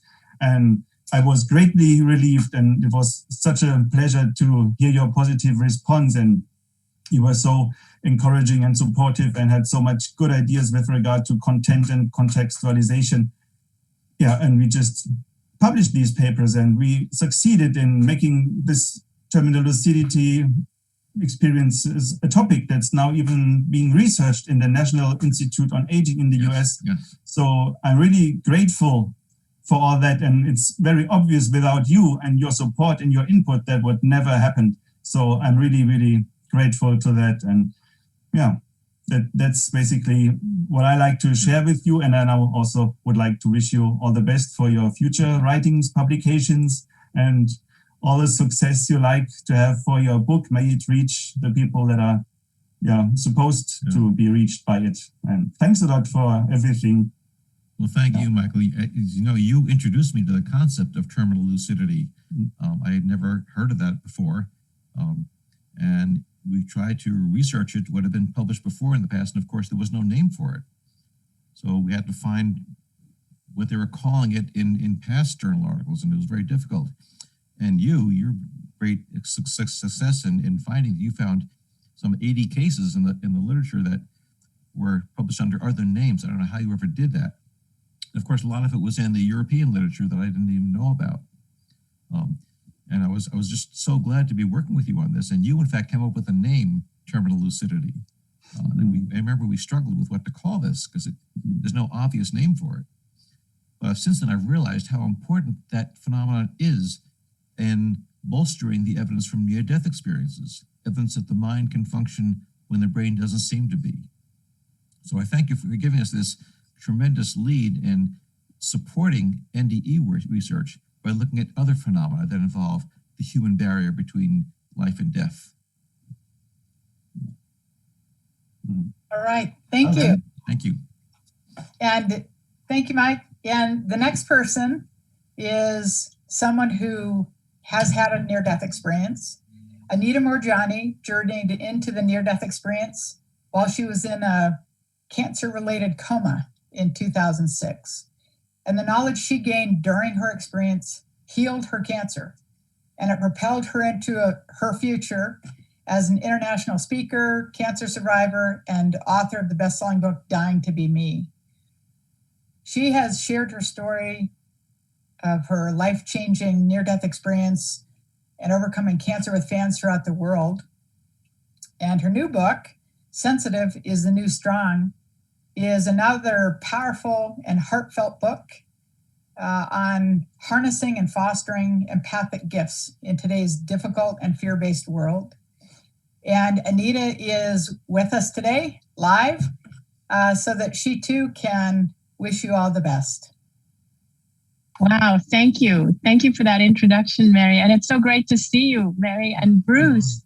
So good to see you, Bruce. I just want to say, how are you doing? Because it feels like I'm seeing a friend who I haven't seen in a while. Yeah. So I was exposed to your work, I think, shortly after I submitted my NDE story on NDERF, Near Death Experience Research Foundation, the site that's run by Jeff. Long. Yes, Jeffrey Long. That's right, Dr. Jeffrey Long, and I met you through that site. Somehow, I think I heard you were doing research, and one of the things that impressed me about you, and this was the first time I was exposed to this after my NDE, was having somebody who has a scientific background doing scientific research into something that is still being challenged by mainstream scientists and medical professionals. And up until the point that I met you, what I was experiencing was that people who were of medicine and science were poo-pooing the NDEs. I was being, I was being debunked by people like that. People were saying to me, oh, you may have had a spontaneous remission, your cancer may have healed, all that is very well and good, but it doesn't mean that what you experienced was actually the afterlife. They kept saying that. They said it could have been the drugs, a dying brain releases all these chemicals. And so everything that I was saying was being poo-pooed and debunked. And they were all naysayers on the side, the people who were the scientists. And then on the other side of it, the people who completely embraced me and my story and welcomed me were the people who had the more spiritual approach. So it was like there were these two camps. And you were the first person I met who actually bridged the two, in that you didn't, you approached it that, yes, you do believe it. You do believe that all these people experience this, that there are way too many to actually ignore, because there comes a point, even if people want scientific proof, there comes a point where there is so much anecdotal evidence that you can't ignore it anymore. And it felt to me that you were the first person that I came across that felt that way. And you knew that it was true, but you wanted to give it the credibility that it deserved. That's what it felt like. That's why I was wanting to actually supply you with all the answers to the research you were doing. That's why I was working with you. I kept filling in all the forms you were sending me. And I thought, I want to do this because he's actually trying to show the world that, yes, this is real. And he is dealing with the naysayers. And so that's what impressed me about you and your work. And of course, in 2019, I believe it was early 2019, we finally got to meet face to face when I came to present at the Edgar Cayce Institute. And then Danny and I had the opportunity to stay in your home. And you and your wife were amazing hosts. And we're still so grateful for that time. We loved our visit with you. I really, really want to wish you every success in your book. I will be sharing it with my audience as well, because I think people like you are really, really needed in this world. You are someone who has academic knowledge, scientific knowledge, and yet you are a bridge for what a lot of people are just happy to label as woo-woo or happy to label as being delusional. And that means a lot to people who've had experiences like me. And I have a copy of your book, and I'll be sharing it with people. So it's such a pleasure and honor to be here. And it's such a pleasure and honor to know you and call you my friend. Well, thank you so much, Anita. When I first read about your account, I just was totally blown away by it. And your book quickly became a favorite among my colleagues because it's just such an amazing story. Your recovery, total recovery, so something that you couldn't possibly have recovered from, is just unheard of in medical literature. But beyond that, your book expresses so much humility. You come across not as someone who knows all the answers, but as someone who is a real person like everyone else. It just made you so much more believable because you're a human being. You're not this superwoman who just had this fantastic experience. You still remained who you always were. It was such a pleasure to meet you and Danny and realize face to face, you really are just this plain person like everyone else. And what was more amazing is that when you came to Charlottesville to visit us, the physician you had at the time of your NDE, who is now practicing in Australia, came also to meet you. And it was so obvious the love you had for each other after so many years. So I was really appreciative of that.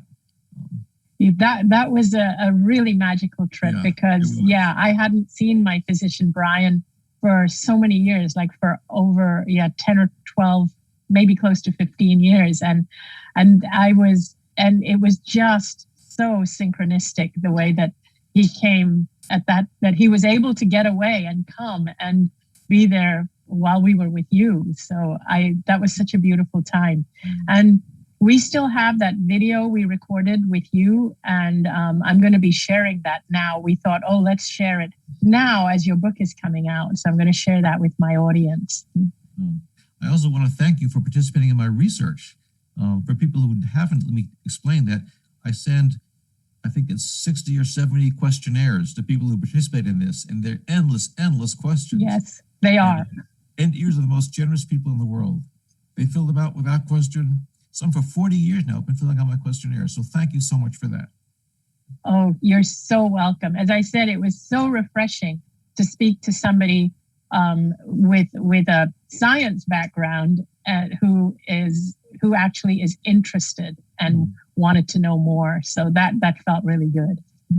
Thank you. Thank you. Yes. Thank you. Thank you for everything you contribute. So really appreciate it. Thank you, Anita. Thanks, Mary.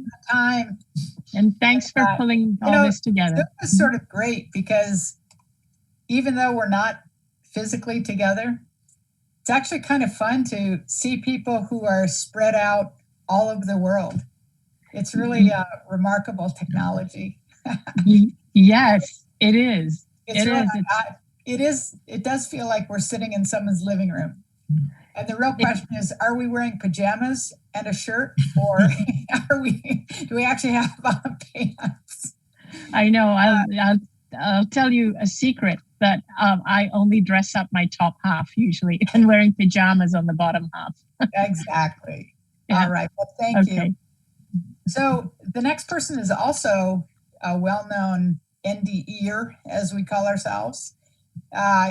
Kim Sharp is someone who grew up in the heartland of the U.S., but she moved to Seattle and became a social worker after having a life-changing cardiac event that led to her own NDE in 1970. So she was really one of the early people who started talking about it and starting talking about what it means. And since then, many of us have come to know her through her continued absolute enthusiasm for everything having to do with NDEs, everything having to do with ions, and all of her work with the dying and the bereaved. And of course, she has many publications and appearances to her name. And she authored the book After the Light, The Spiritual Path to Purpose. She is also the founder of the Seattle Ions Group, which, correct me if I'm wrong, I believe is the oldest and largest near-death experience support group in the world, which is so incredibly helpful for people everywhere. So welcome, Kim. I think you're on here somewhere.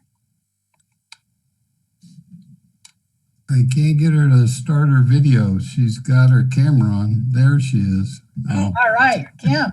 I'm sorry. I'm in the middle of reading a good book. Did I miss anything? Exactly. Oh, Bruce.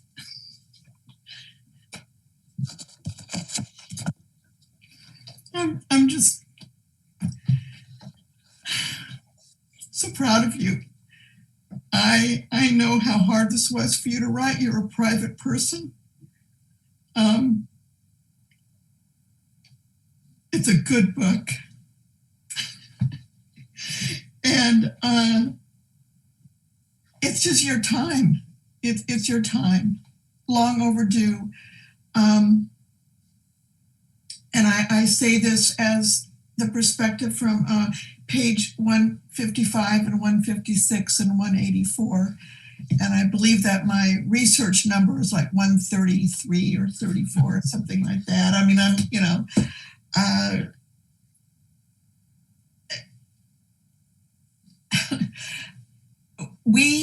let's see, April 1983.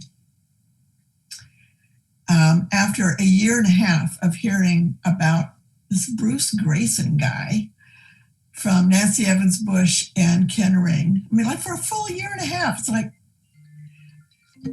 we both were presenting papers at the American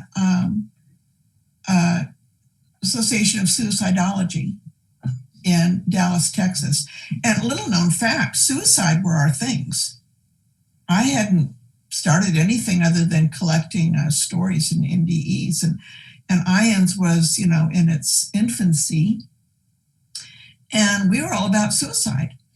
So we have different memories of how we met at that conference. Will you share your memory and then I'll share mine? This is for the record.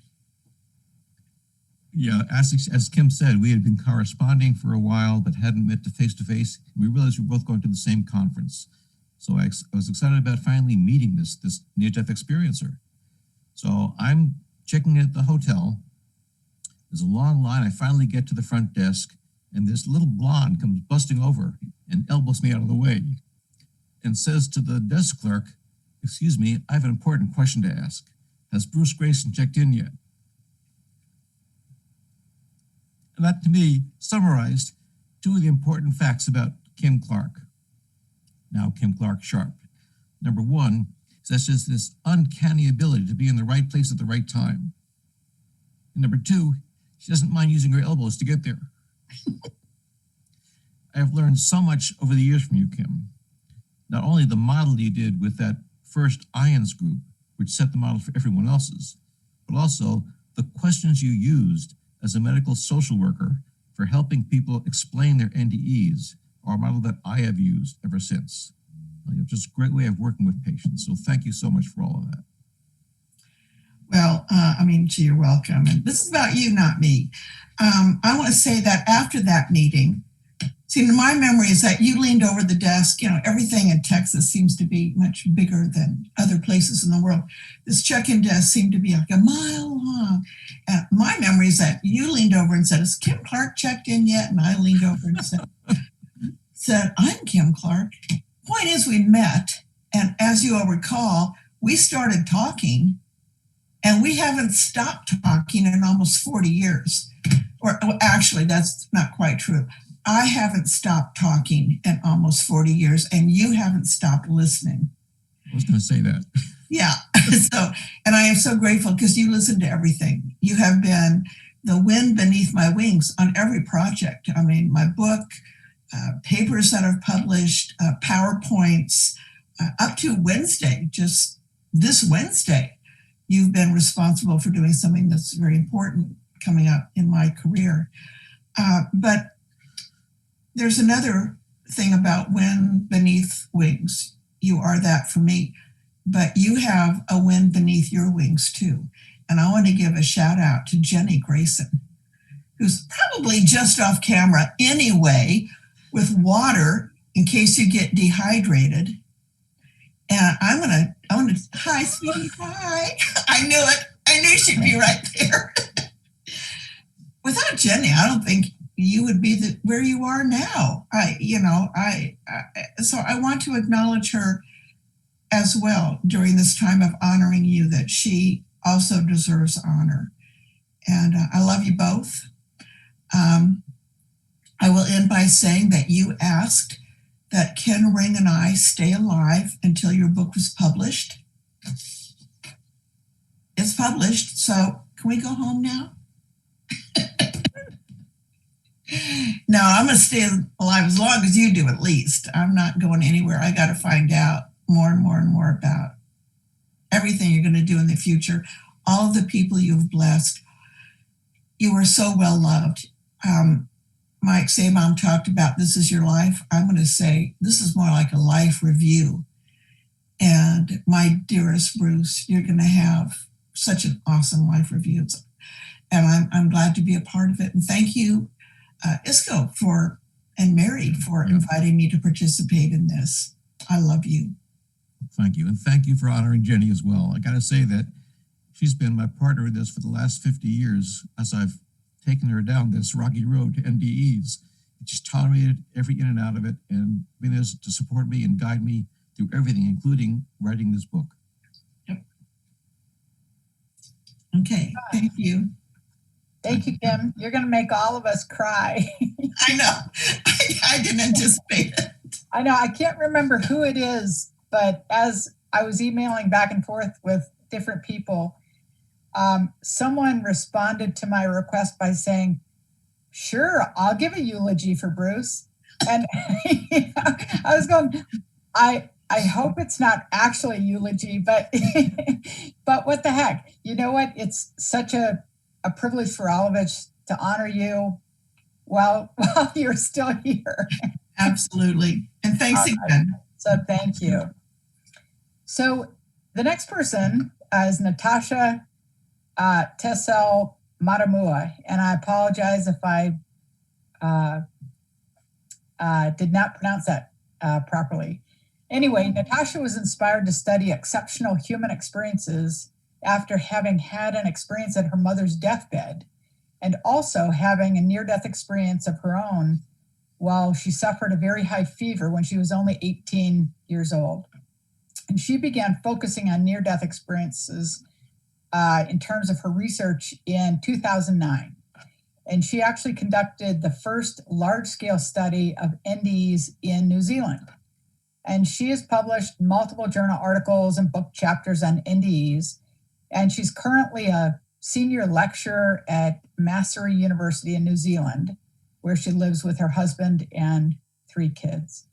And Natasha was unable to be with us live today, but she was kind enough to send a video clip honoring you, Bruce. And so, assuming we can get that loaded, we will hear from Natasha. Hello, and a big kia ora from me here in New Zealand to you all over there in the States this afternoon. Bruce, I just wanted to say a big congratulations on the release of your new book. I'm very excited to get my hands on a copy and have a read over it. And of course, I was very privileged a couple of years ago to have a sneak peek at a couple of your initial chapters of the book. So that set me up with some pretty high expectations, I must say, about what to expect from the now completed version of the book. But a big congratulations, and I really can't wait to have a read through. But I also wanted to just take the time today to acknowledge your contribution to the field of near-death studies, as well as your contribution to my own personal journey as a near-death experience researcher. I began researching in this field in about 2009, and yours was one of the first names that I came across. And I was so inspired by your work that I think I can say hand on heart I've read every single article that you've ever published, as well as every single book chapter that you've ever written. And the reason I did that was because your work was so palatable and so inspiring and encouraging and motivating, not just for me as a near-death experience researcher, but also as a near-death experiencer myself. I found your work really, I guess, validating and really considered in its approach, and that gave me hope that I could research in this area, but also, I guess, hope that my experience, my near-death experience, might in some way be important or valuable to people beyond myself.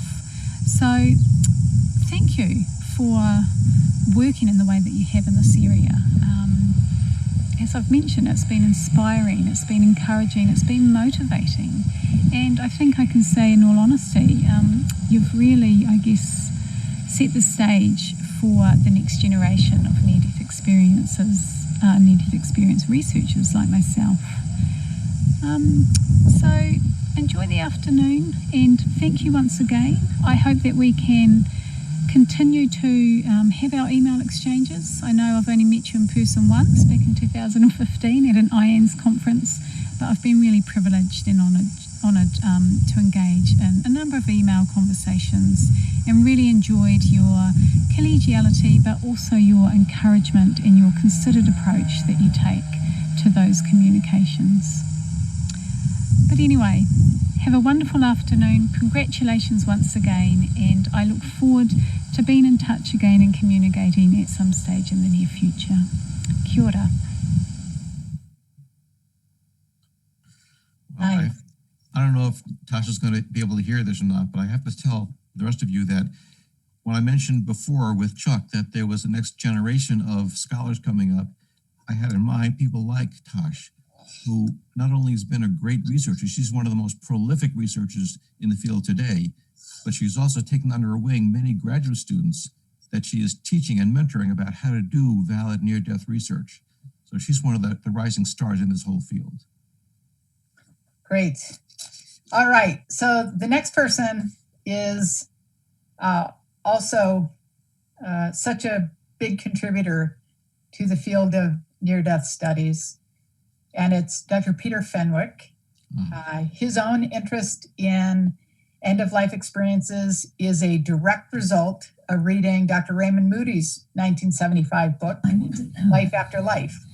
And from that initial spark, Peter went on to analyze more than 300 near-death experiences, and his work significantly broadened all of our understanding of the NDE phenomenon. And he is a neuropsychiatrist and currently a senior lecturer at King's College in London. He's the president of the British branch of IANS. And over the years, despite receiving the expected criticism and skepticism from his medical peers, he has authored many, many publications about life after death, including The Art of Dying that he co-authored with his wife, Elizabeth. So like your wife, Bruce, like my husband, like Anita's husband, none of these books or none of these things ever really happen without the support and encouragement. And in Peter's case, the actual physical co-writing with a spouse. So Peter, welcome. Thank you so much, Mary. And I'm really honored and very grateful to be able to give a contribution to Bruce's leaving party, if I may. Bruce, it is, you stand out from everybody else in the field of near-death experiences. I've watched what you've done and seen your contributions to a lot of major journals, which were very reductionistic, but yet because of what you had to say and the way you put it and the logic behind it, they published you.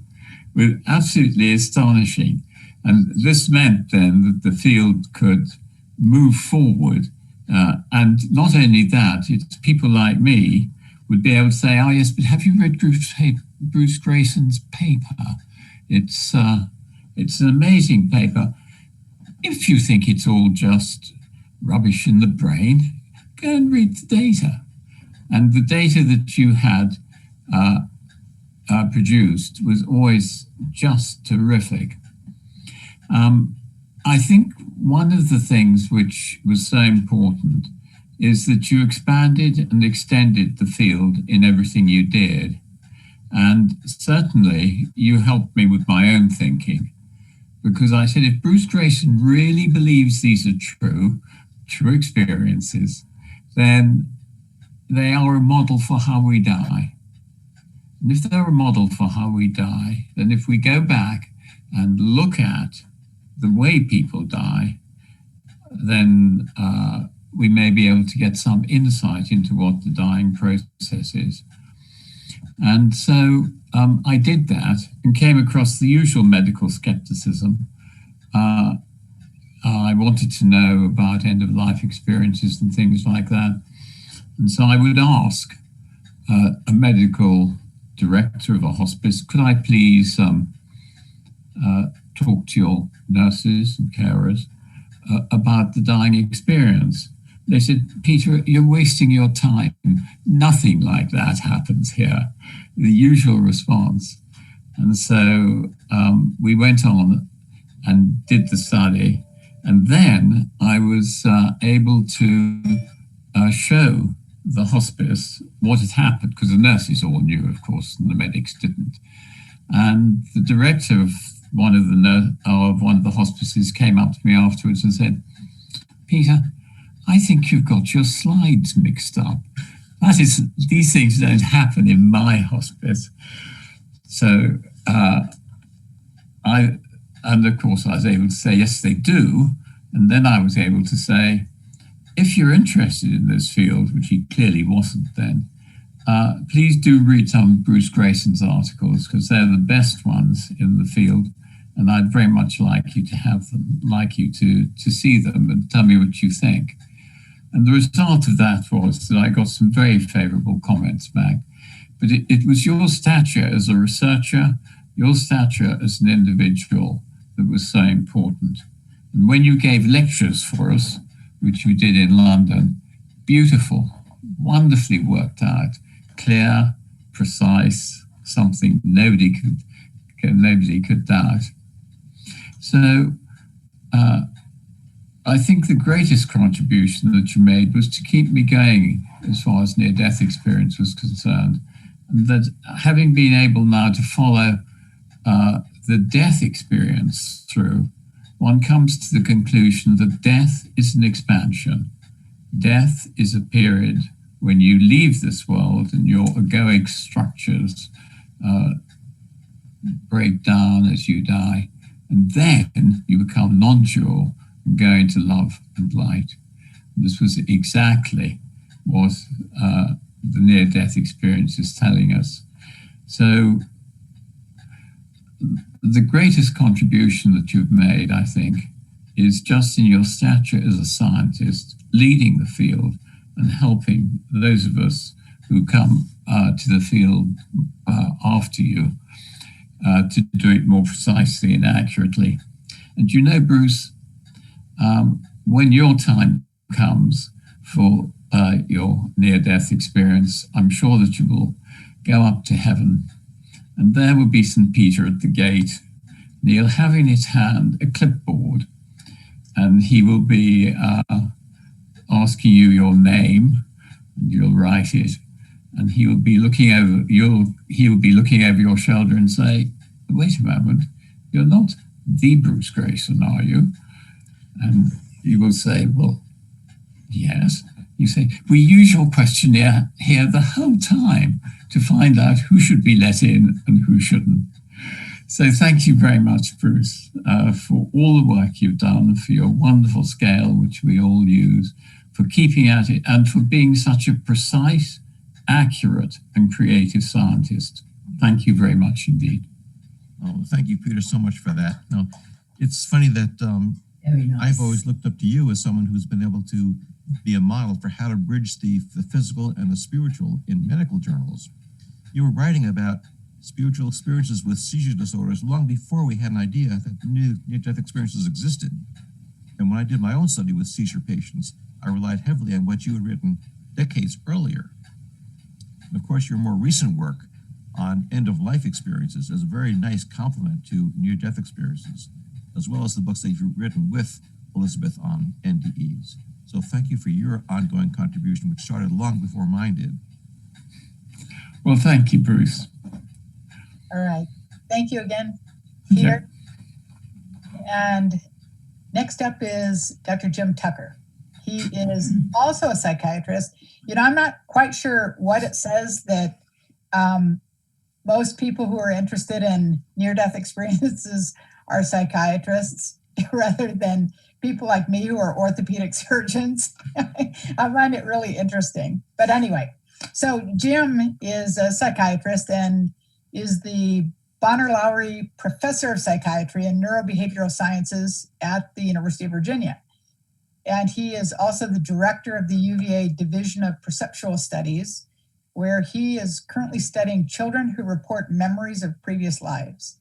He, like so many of the speakers, has published dozens of scientific papers. He's given many talks about his work, and he's been featured on many news programs across the country. He's also authored a couple of books. One is a scientific investigation of children's memories of previous lives in 2005, and Return to Life, Extraordinary Cases of Children Who Remember Past Lives, which came out in 2013.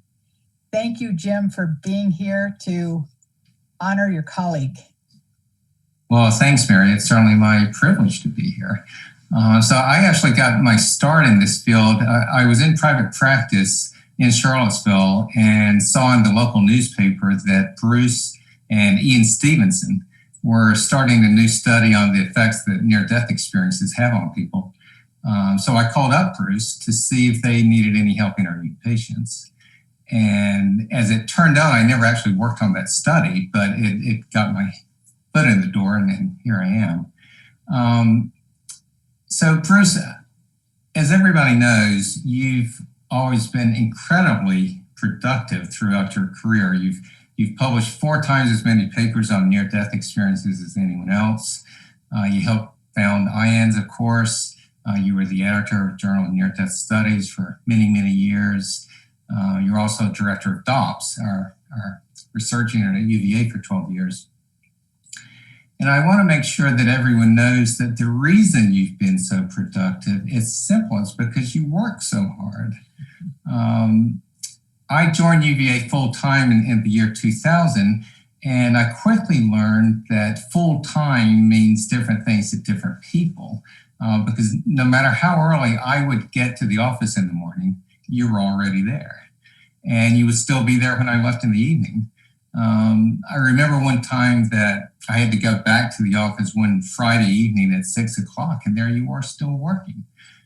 So you officially retired, of course, in 2014, but what I like to say is that you pseudo-retired because you would still beat me to the office every morning. And I was the director by then. So I want to pay tribute to how much of your career and really how much of your life you've devoted to the study of NDEs, to helping people who have them and helping the rest of us to appreciate how profound they are. I'm sure that you wouldn't call your efforts a sacrifice because you've been following your passion, but your commitment to this field is a true inspiration to us all. So thank you for all your work, and thanks especially for taking my call 25 years ago. Thank you, Jim, and thank you so much for taking over the directorship of the Division of Perceptual Stories so I could retire finally. And have pseudo-retire, that's some right. time to do research. Yeah, but it's been a delight to get to know you and Chris over the years. I'm so glad you joined DOPS. You've added so much to it. I should say that Jim has a book that's just come out about his work with children who remember past life called Before. So it's great that his book and mine are before and after. A great compliment to each other. Yeah, we should make a mini-series or something out of it, before and after. I'll talk to Netflix about it. Yeah, maybe not. Right. Well, thank you again, Jim, for joining us. And next is another colleague of Bruce's. And Marietta, I am not sure that I'm going to be able to pronounce your last name, but Marietta Televanova. Actually pretty easy. Anyway, Marietta began her professional career and her professional life as a medical research statistician. But soon after receiving her PhD in experimental psychology at Penn, she shifted to the study of near-death experiences and of children reporting past life memories. And in 2017, relatively recently, she became a researcher at UVA in the Division of Perceptual Studies with Jim and Bruce and the whole gang. And she works under Bruce's mentorship. So Marietta, thank you very much for being here today. Thank you. Hi, Bruce. Hi, everyone. I'm going to be speaking in the third person, but of course it's directed to Bruce and to the whole audience here today. So unlike the other researchers and friends who are honoring Bruce, I've known him for a relatively short amount of time. And in that time, I've had the wonderful fortune of working with him directly and learning so much from him. And inevitably, I've become a big fan of Bruce's and his tremendous legacy in the field of ND research. It's become clear to me being involved in this work that the questions that arise from NDEs are challenging, big, of life or death magnitude, pun intended, but they also touch very deeply sensitive and personal aspects of people's lives. And tackling these questions requires a lot of open-mindedness, skepticism, rigor, humility, and empathy. And Bruce strikes just the right balance of all these qualities, and he is so dedicated to this work, even in retirement. It is truly extremely rare to encounter a researcher who is so accomplished in their field, so impactful, yet also so humble, and also in Bruce's case, also very cautious in not overstating what we know about NDEs. It's very rare and amazing to experience. So I'm positive that everyone here today knows that Bruce is an amazing researcher and person, but let me tell you, he's also a great mentor. Ever since I joined the division, Bruce has been extremely busy working on this book, and we're here today celebrating this achievement. But despite his busyness, he's always made time to hear out my ideas. He's taken my ideas very seriously, and he has always given me very thorough and thoughtful feedback, and I'm extremely grateful for that. When reading Bruce's journal articles and other contributions to the field, I've been truly impressed with and inspired by his scientific rigor and his intellectual rigor.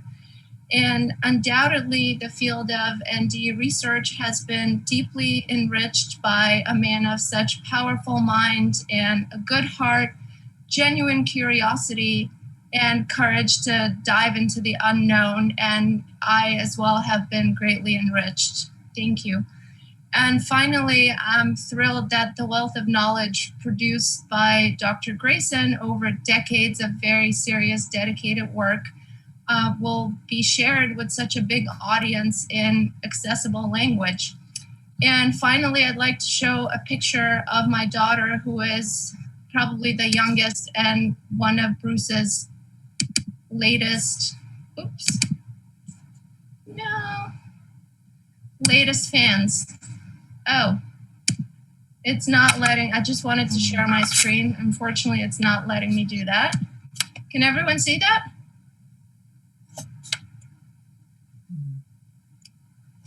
Oh. I'm sorry. This didn't quite work.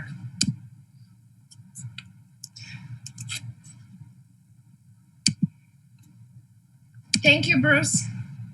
Thank you, Marietta. I've seen the picture. It's a darling picture of her baby. It was an even better picture. It's just sad I couldn't share it. She's propped up on a couch holding my book next to her. Thank you so much, Marietta. You know, you've added so much to the Division of Perceptual Studies. If there's anybody there who works harder than me, it's you, especially with a new baby on board. I don't know how you do that. Yes, but I'm so pleased to have you there, because I know that when I leave DOPS, the near-death research there will not stop, that you will be carrying it on.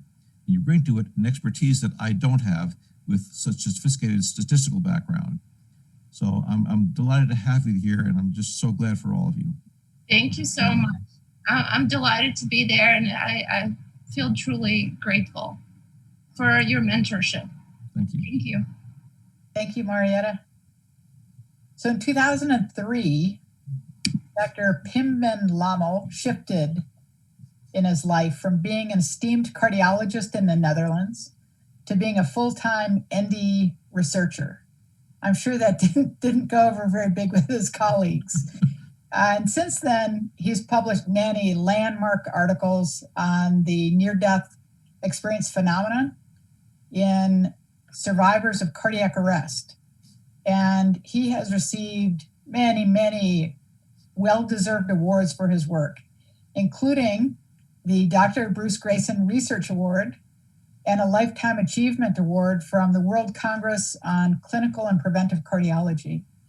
He also authored a 2007 book titled Endless Consciousness, and a subsequent book in 2011 called Consciousness Beyond Life.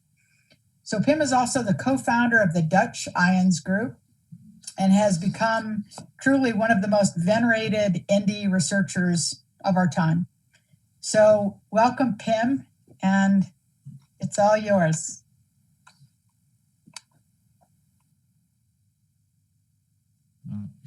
Pim, you're muted.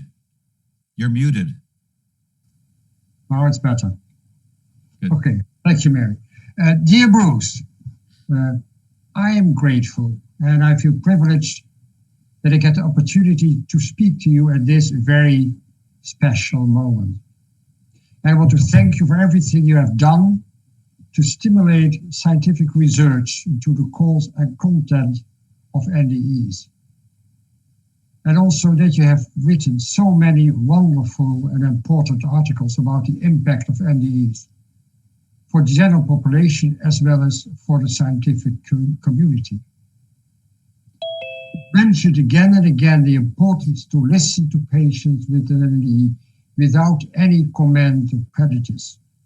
And by doing this, you have supported so many people with an NDE. You know and write about what we can learn from people with an NDE, especially now in your book After. And you have dedicated your whole life to study and to write about NDEs. And you helped to break the taboo about NDE that unfortunately still widely exists in the medical community. But I know that it was not only your scientific curiosity, but also that you were emotionally touched by all the mind-blowing and often very emotional stories you have heard during all those years. In 2005, I was granted with the Dr. Bruce Greyson Research Award by IONS, which was founded by you as well. And I really believe that it is now the time for IONS that you should be granted with such an important award as well yourself. Finally, you're a very gentle, compassionate, and modest, humble man. And we all owe you such a lot about what you have done in your life for the NDE community. So thank you very, very much. Thank you, Pim. It's strange that to hear people like you praising me because I've learned so much from you. Just you are a model for the courage it takes to go public in the standard medical world with these outrageous ideas. And your 2001 paper in Lancet really broke a lot of barriers down, which opened the door for a lot of people. I must say though, when you published your book, Consciousness Beyond Life, I thought, well, there's nothing left for me to say. You've said it all. And such a readable book as well. But what I love most of you about is when I've seen you interacting, mostly at IONS conferences with near-death experiencers, with the kindness and compassion you show to them, what occurs to me is, I want him for my doctor. So thank you, Kim, for all you've done for us. Thank you, Bruce. Thank you, Pim. And Bruce, the next person to honor your work is Dr. Eben Alexander, who was an academic neurosurgeon for over 25 years and was staunchly committed to a materialistic worldview until his scientific belief system, like all of ours, was shattered, and his by a transcendental week-long medical coma in 2008 that he has described as an odyssey into another realm. And since then, Eben has been reconciling his spiritual experience with quantum physics, cosmology, and the philosophy of the mind. He speaks to many around the world, educating others about the role that consciousness plays in wellness healing, and recovery. And of course, he's written several best-selling books about his experience and subsequent insights, including Proof of Heaven, The Map of Heaven, and most recently, Living in a Mindful Universe. Eben is unable to be with us live. He had a prayer commitment. But again, he was gracious enough to send a video clip. And here it is. Greetings, Bruce. I'm sorry I'm not there for the call live, but Karen and I had a prior commitment. I'm actually recording this on publication day for your wonderful new book, After, which I believe will be a game changer for this world, a tremendous effort on your part. It shows your humanity, your heartfelt love, your scientific skepticism comes through beautifully, but in an open-minded way that is very honest and authentic with the way you deal with NDEs and with all the issues they raise about the nature of consciousness. Personally, I would like to thank you for the tremendous impact you had personally on my journey. 12 years ago, I had my NDE, and it was 2 years after that I went to UVA to talk. That's when I first met you. And I am glad to consider you a friend because you have been very supportive of my work and been a tremendous resource, very wise, very understanding, and very deeply committed to NDEs and sharing the power that they bring to alter humanity for the better. I want to wish you best success with this book. I'm sure there are millions of NDEers, past, present, and future, who similarly owe you a tremendous debt of gratitude for your brilliant work in bringing this phenomenon to world attention in the respectable scientific way that you have. So I wish you best successes with the book, the launch today, with this Saturday meeting, and believe me, I am there in spirit, fully supporting you and applauding your wonderful efforts and your beautiful humanity. Thank you, Bruce. I wish you were here for me to thank in person, but you know, as most of you know, Eben has really broken some barriers with his courage in coming forward as a neurosurgeon with this book. And he's taken a lot of flack from other neurosurgeons. And he was gracious enough to allow me permission to write his hospital and get his medical records from his period of coma so I could review it with two other colleagues independently and come up with evidence that he really was close to death and really should not have survived this event, which silenced a lot of his critics. So I'm delighted to be a part of Eben's world in that regard. I should also say that he returned the favor with me when the audiobook of After comes out. It will include, as a bonus feature, a conversation I have with Eben about our process. So I thank Eben for all he's done for me as well. Nice. All right. And Bruce, next are the Jeffs.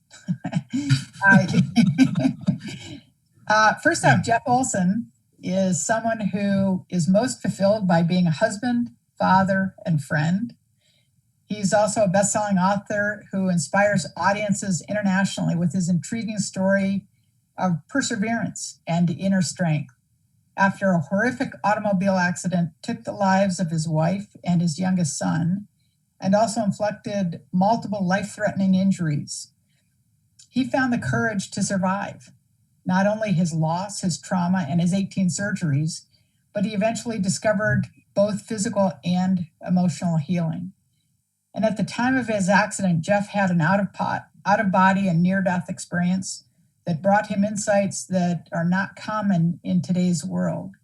And he has shared what he learned, and he has discussed how the near-death experience gives meaning to everyday life on many of his national and international appearances. He's also written a couple of books, and his most recent one, which is, of course, available now on Amazon, is called Knowing. It's a compilation of his earlier books with the addition of deeper insights and extended chapters.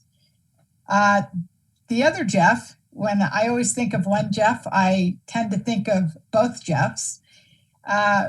But Jeff's dear friend and frequent speaking partner in the NDE world is Dr. Jeff O'Driscoll, whose own experiences began in childhood. after his brother died in a farm accident. And during his 25 years as an emergency room doctor, Jeff discovered that he was able to see souls leave their bodies at death and was also able to communicate with them.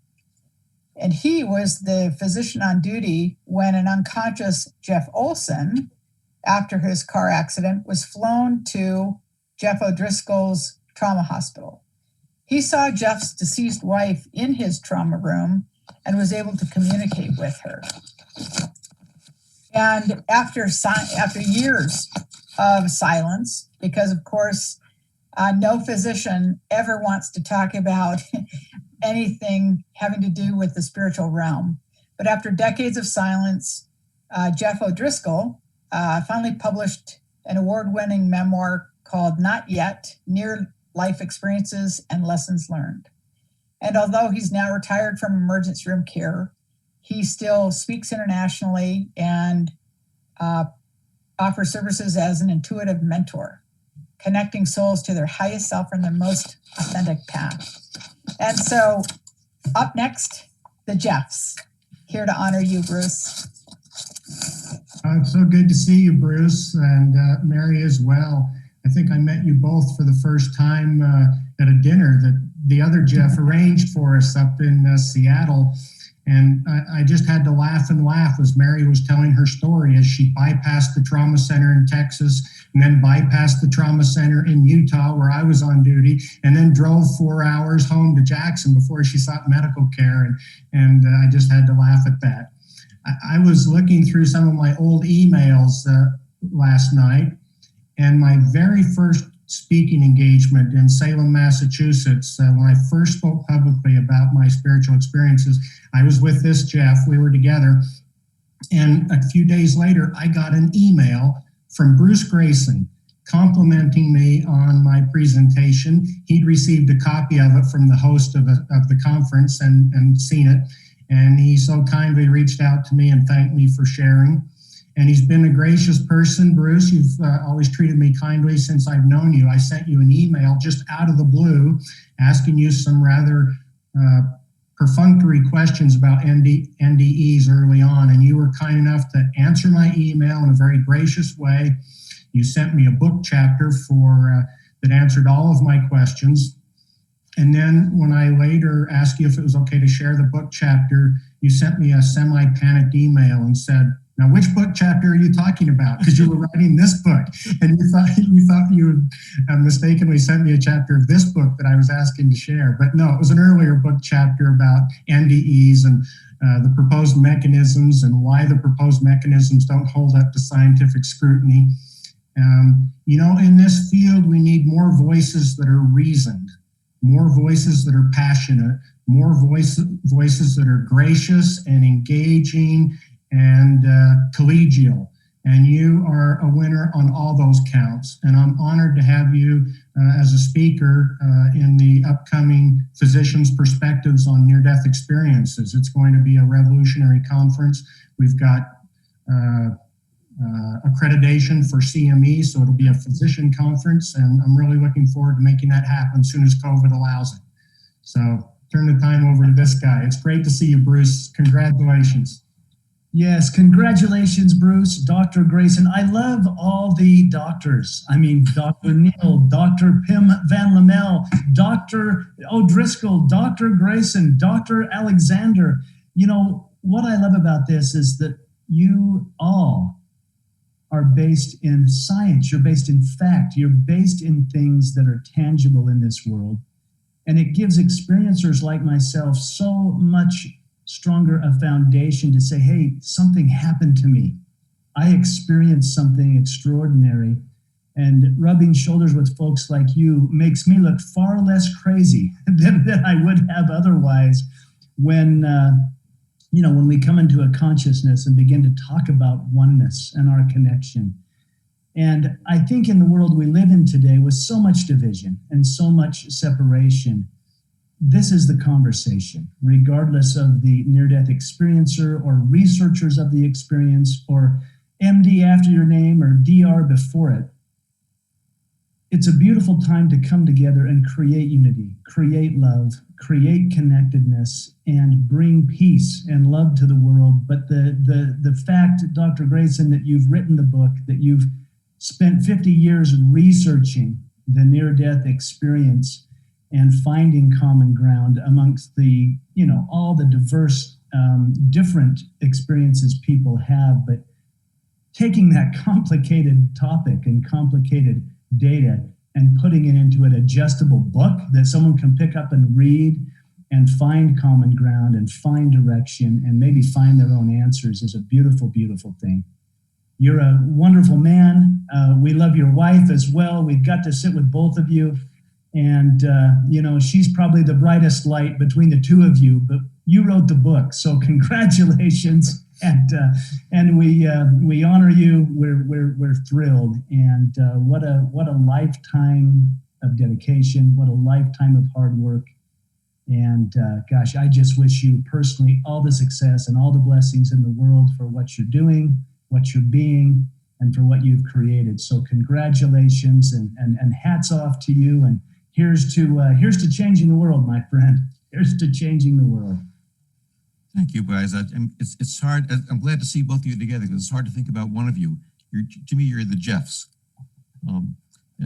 Jeff Olson, that you've been showing such great courage in coming forward with this story and persuading your friend Jeff O'Driscoll to finally come forward with his story. It's been a real encouragement to all of us. I have to say that you guys share so much more than just that one incident in the ER so many years ago. You guys are so much alike. You're both so down to earth and so real in spite of all these strange things that are happening to you that it really takes my breath away. I must say that Jeff O'Driscoll, Dr. Jeff as he's known, is also the author of children's books that he wrote for his granddaughter. And I've shared those with my granddaughter who loves them. So thank you, Jeff. We shall also thank Jeff O'Driscoll, Dr. Jeff, for mentoring a student now, a medical student who I worked with in the past. Natalie, thank you for your work with her. So thank you guys both for everything you're doing. Thank you, guys. All right, we are going to skip ahead just a bit. I think the next person's having a little technical issues. So I'm hoping that Nancy Bush is raring to go. With regard to Nancy, she has definitely been around this crowd for a long time. IANS was only 3 months old when Ken Ring hired her, a teacher with nonprofit experience, to run the new office. At that time, she had never heard of near-death experiences, but quickly began steering the office through the chaotic years when public interest was, in her words, intense, constant, and mountainous. She soon became the IANS executive director, produced the first research article about children's NDEs, and became the editor of the IANS newsletter, Vital Signs. She then became a board member and is now also a past president. Despite being a wife, a mother of 3 adult children, and we know that no matter how old kids are, the issues may change, but there are always issues. So that is certainly very time consuming. In addition to being a grandmother of 7 and great-grandmother of 2, Nancy has found time to write several books: Dancing Past the Dark, Distressing Near-Death Experiences, and The Buddha in Hell and Other Alarms. And her recently released book, which I might add was just last month, is Reckoning, Discoveries After Traumatic Near-Death Experience. All of these books really grew out of her continued interest in and advocacy for the recognition of distressing near-death experiences as legitimate near-death experiences. And as Bruce and other people have mentioned earlier this afternoon, people aren't so willing to talk about those sorts of experiences. And I think oftentimes they get pushed to the side. So Nancy, thank you for addressing those. And thank you for being here this afternoon to honor Bruce. Thank you, Mary. I could not imagine not being here. Oh, Bruce, I am so glad I lived long enough to see this damn book. There have been years when I almost gave up, but I'm delighted that I didn't. I am delighted that you didn't. And more than anything else, I think two things I have to recognize you for is the fact of what you gave to the field of that's much too impersonal and much too stuffy. What you have given to this world of near-death experiencers and people mourning loved ones who have died. What you have given us is credibility. It's easy to come in and talk about the woo-woo stuff and the isn't it wonderful and oh, it's really heaven. But those things are too easily brushed aside. What the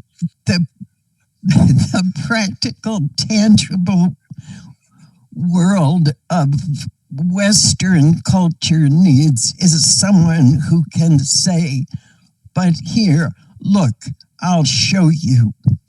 There's evidence. What a gift.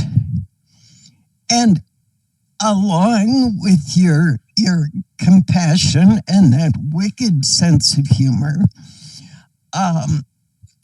you brought us the gift of common sense and factuality, which is incredible. And your persistence in pursuit of that, I have told this story in the latest book, In Reckoning, and I'm telling it again in a blog post and here. A story that came out of an early IANS board meeting, a memorable board meeting at which we had a demonstration of spoon bending. And the spoon in the instance was not just some little wispy thing, it was a big stainless steel serving spoon that Ken Ring pulled out of a kitchen cupboard. And there was a whole wonderful scenario of this spoon, which was ultimately bent. Now, in the early 80s, a lot of academics, a lot of the world, a lot of us generally, were still saying about a lot of things which are considered paranormal. Can we really believe this? Is this safe? And spoon bending certainly was one of those things. Can anybody believe this? But the memory I have, which I find quite charming, is the story that on the plane between Bradley Field and DC on your way home, the researcher whom Ken Ring has now referred to as the most distinguished near-death researcher in the field, he could be seen, that would be Bruce, sitting on the airplane trying to bend the plastic flatware of United Airlines. And I find that the most endearing, charming vision. In the midst of it all, there he is. He's looking for evidence. Give my love to Jenny, who I know is just around the corner. And you have so much love. And I cannot ever thank you enough for giving credibility not only to the field, but to me and the folks with distressing experiences, because my voice alone would have gone nowhere. My voice amplified by your voice. Oh my good gracious. Thank you, Bruce. Thank you so much, Nancy. I mean, there are so many things you have done for IONS. You came into IONS in 1980 when it was a disorganized mess in Ken's office, and you really organized the whole organization and kept it from going bust many times, and ended up being president of the organization, for God's sake. But what I appreciate always most about you, Nancy, is your extreme literateness. You have a way of pulling a metaphor out of the air that's just perfect. I used to love getting the issue of Vital Signs every month to read your editorial about whatever it was, throwing the baby out with the bathwater, a baby out with the bathwater. And each one was better than the last one. And I was so pleased when you finally started writing books about the experiences. But also, I want to thank you for bringing to everyone's attention the what we call the distressing near-death experiences, the unpleasant. That's your term. Yeah. We struggled with that, didn't we? Yes, we did. We want to call them negative experiences because they're not negative. But anyway, we came up with a term, and you persisted. You got a lot of flack from some other major near-death researchers for daring to say these were real NDEs. And you persisted. And over the years, you've gotten so much help for people who have these experiences, helping them find a way to make the best of it and to learn and grow from it and take them as spiritually transformative experiences. That's been a wonderful delight to see the success of that movement. So thank you so much for that. Thank you, Nancy. And next up are two more stalwarts of the near-death community, Robert and Suzanne Mays.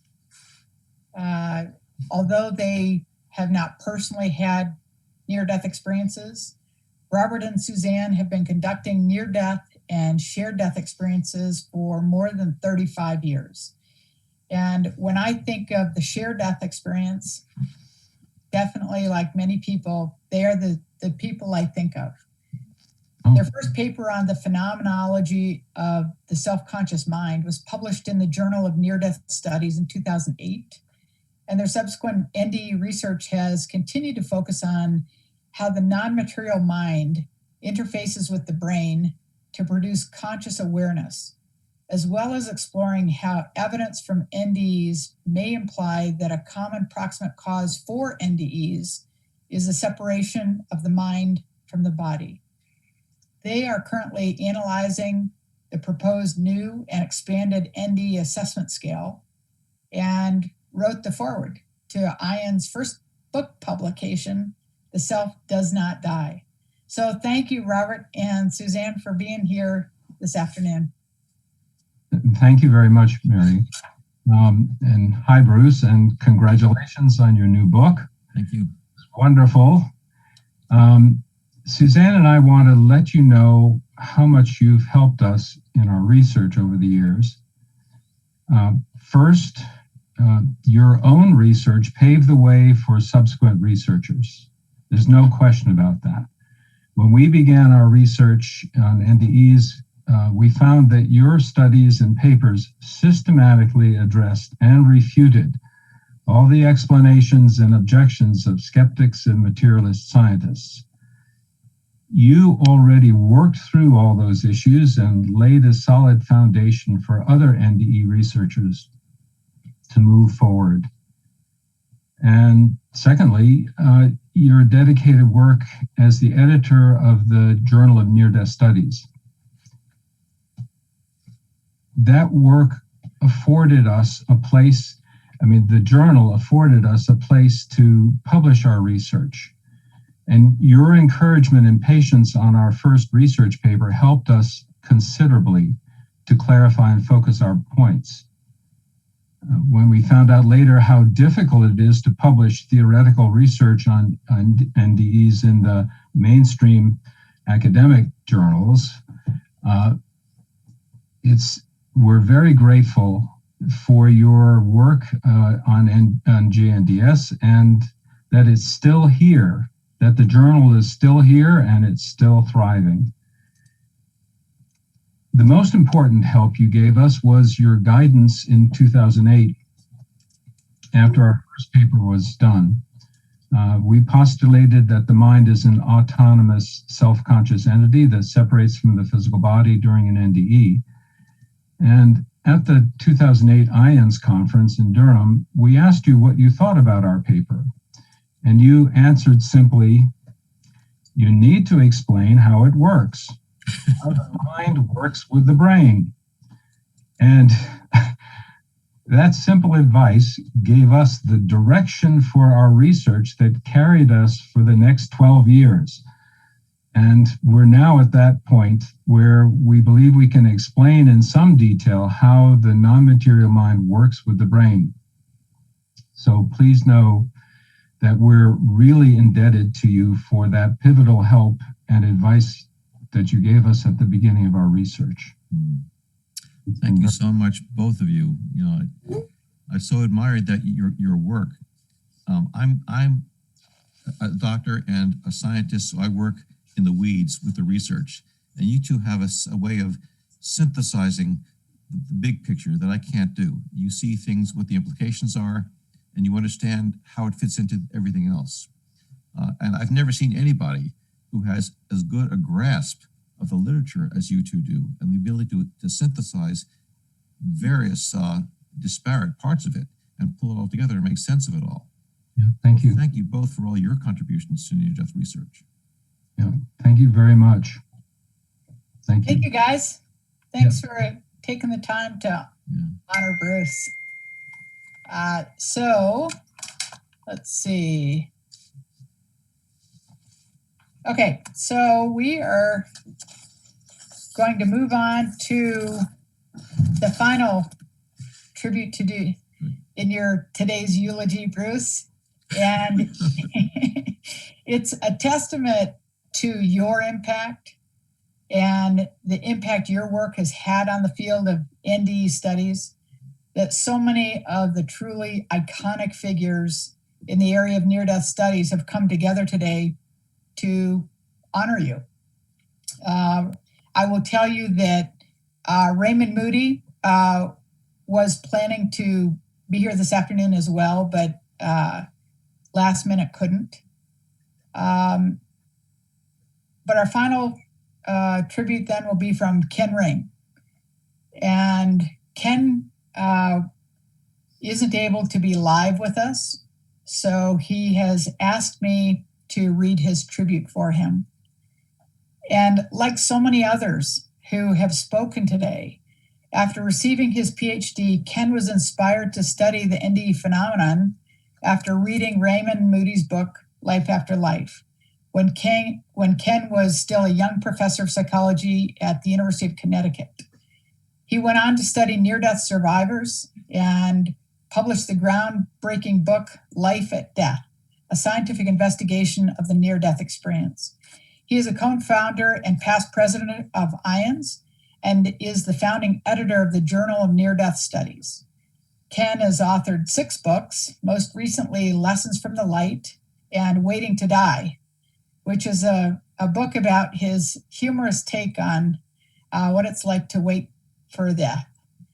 He can't be here again, and he claims not to be technologically savvy, which I'm not sure I believe. But anyway, I've agreed to read his tribute for you instead. So this is from Ken. I have a vivid memory of when I first met Bruce. And by the way, this photograph is of you, of course, Bruce, on the right, and Ken on the left. And it was a couple of years ago, but not so long ago. So I have a vivid memory of when I first met Bruce. It was November 19th, 1977 at the University of Virginia. Several of us early NDE researchers had gathered there to meet Raymond Moody, who was eager to pass on the torch to some of us so he could finish his medical training. I was in my early 40s. I think Bruce was about 36, and he was a stud then. It was that group, which included John Adet, that was to found IONS a few years later. Actually, exactly 40 years ago. Once IONS had been established at the University of Connecticut, where I was teaching, I founded and edited an NDE journal, which then had the unfortunate and forgettable name of Anabiosis. But by the next year, I was due for a sabbatical during which I wanted to finish my book, Heading Toward Omega. So I asked Bruce if he would be willing to edit the journal while I worked on my book. He was, and continued to do so for the next 25 years. Thank you, Bruce. If any of you have ever edited a journal, you know what a selfless and time-consuming task it is. You had to be willing to sacrifice your own career in order to enable other professionals to publish their own works. That's the kind of person Bruce was and is, totally dedicated. And while all of us in that original group eventually moved away from involvement with IONS, only Bruce has remained faithful to it to this day. In my opinion, no one has done more to bring professional recognition to the field of near-death studies than has Bruce. I have long held the view that his contributions to the field over more than 40 years, his editorship of the Journal of Near-Death Studies, his many excellent and important research studies, the books he has co-edited containing his own articles, all the public lectures he has given, his service to NDEers as a master therapist, and so much more, means that Bruce is without doubt the most important and influential professional in NDE studies. To honor him on the occasion of his long-awaited book, After, in which he finally describes his own stellar career of research and service, is an honor for me. Bruce and I came to spend some years together at UConn when he was at the medical school there, while I was in the psychology department. I got to know him well then, and we had so much fun too, especially when we would have time for a long lunch together after one of his presentations to my NDE class. It was during that time that I came to love Bruce as a brother. This photo that you're looking at now will perhaps give you a sense of our closeness and camaraderie. In truth, there is no one whom I admire more for his NDE work and for the selflessness of his character than Bruce. Well done, my friend. It has been my privilege to know you. So that wraps up the tributes, Bruce. And I want to thank each and every one of the panelists. And many, many, many thanks to you, Bruce. All you have done to inspire others, and all you have done to provide clear evidence of spiritual truth and spiritual reality. Thank you, Mary, and thank you to all of you who contributed to this. It was our honor, and I want to have Jan come up and join us. Thank you, Bruce, for founding this organization, for your contributions, and hopefully today has been just a mere sign of the great debt this society, this world knows you. It's been a pleasure to give you this tribute. Thank you. Thank you, Chuck.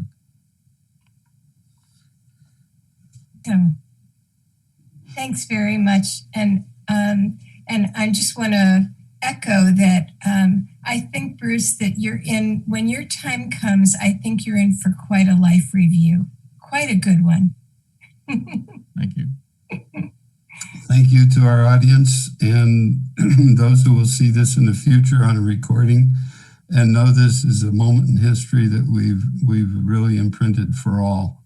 And, you know, I think really to end it on what you said in your book, Bruce, that the purpose that you see going forward is to minimize suffering. And this is what we're doing here now. So if you'd like to have the final word. I just want to say that this has been a tremendously humbling experience. I appreciate everything you guys have done. It's been a pleasure working with you all. Thank you. Bye for now. Bye.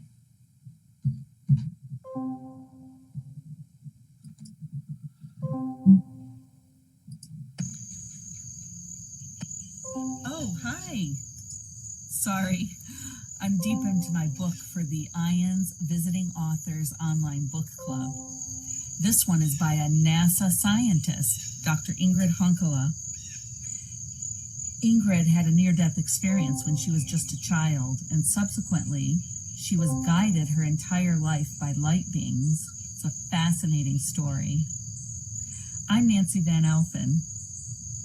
I started the IANS Online Book Club as a way to dive deeper into the details of authors' near-death experiences and spiritually transformative experiences. Often we don't get to hear those details in lectures due to time constraints or other concerns, but our book club gives us plenty of time to do that. And we do hear some great details that you probably have never heard. In fact, Jeff Olson, who is a recent visiting author, said, "You guys ask the best questions ever." Well, that's just the caliber of our book club and of our authors. You know, IANS is a foundational and well-respected organization that enables me to reach out to highly sought-after authors and brand new authors. We're usually the first to know of new NDE and STE books. So we're able to incorporate those into our book club and give you the opportunity to join us and hear those authors talk at our meetings. So how does it work, you want to know? I'm glad you asked. I host the sessions every other month, and on alternate months, my co-host Sophia Triunfo hosts. Sometimes the session dates and times change, but we're generally every third Thursday or every first Sunday of the month.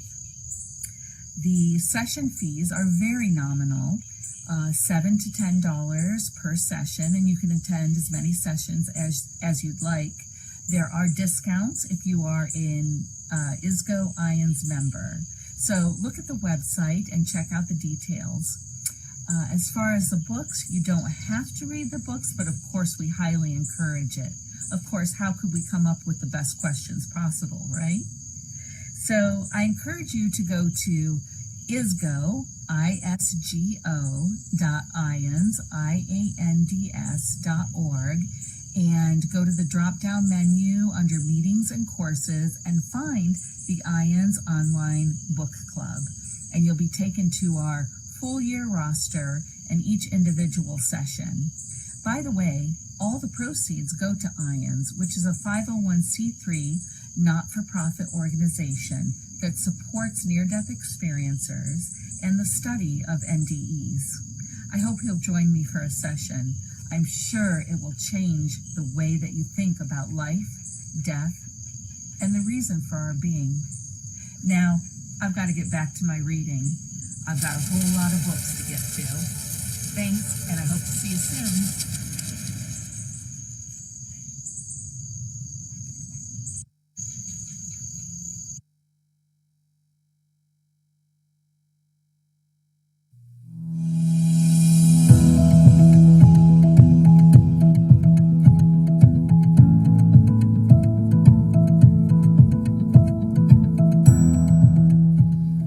Hello, I understand you're interested in our nonprofit organization, the International Association for Near-Death Studies, otherwise known as IANS. If you're interested in IANS, then you're interested in near-death experiences and spiritually transformative experiences. Let me share some of the information about our nonprofit organization that may help you. The best place to start is at our website, www.ians.org, where you can find in-depth articles and links to everything that I'm about to share. Now, at the beginning, our founders started IANS in 1978, and they are Dr. Raymond Moody, who wrote Life After Life, Dr. Bruce Greyson, who was our research director and editor of the Journal of Near-Death Studies from 1981 to 2008, Dr. Kenneth Ring, who was the author of Heading Toward Omega and Lessons from the Light, and Dr. Michael Saban, who was the author of Recollections of Death and Light and Death. And last but not least, John Audet. He was IAN's first executive director. Now, they wanted to start an international association for the serious studies of the near-death phenomena. And from its early beginnings, IANS has evolved so much more from there. IANS now has local support groups at various locations throughout the world. They host monthly peer-to-peer group meetings where a near-death experiencer or a leader in the field tell their experience or teach the group. To support these groups, we also host group leader meetings where leaders can network and share amongst themselves. If you're considering becoming an IANS local group facilitator or leader, contact me, Dave Bennett.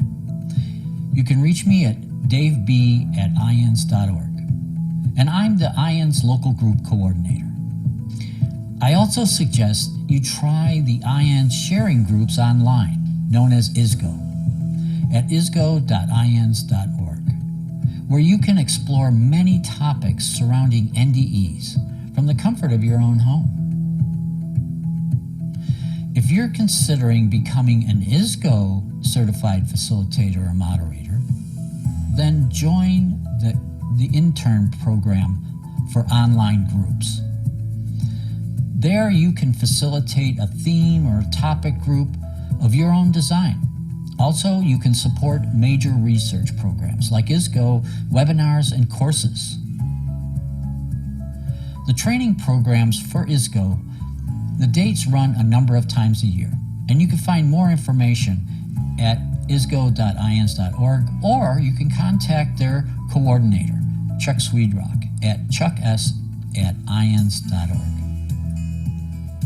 IANS has annual conferences, and some years they're in-person conferences, and other years they're virtual online conferences.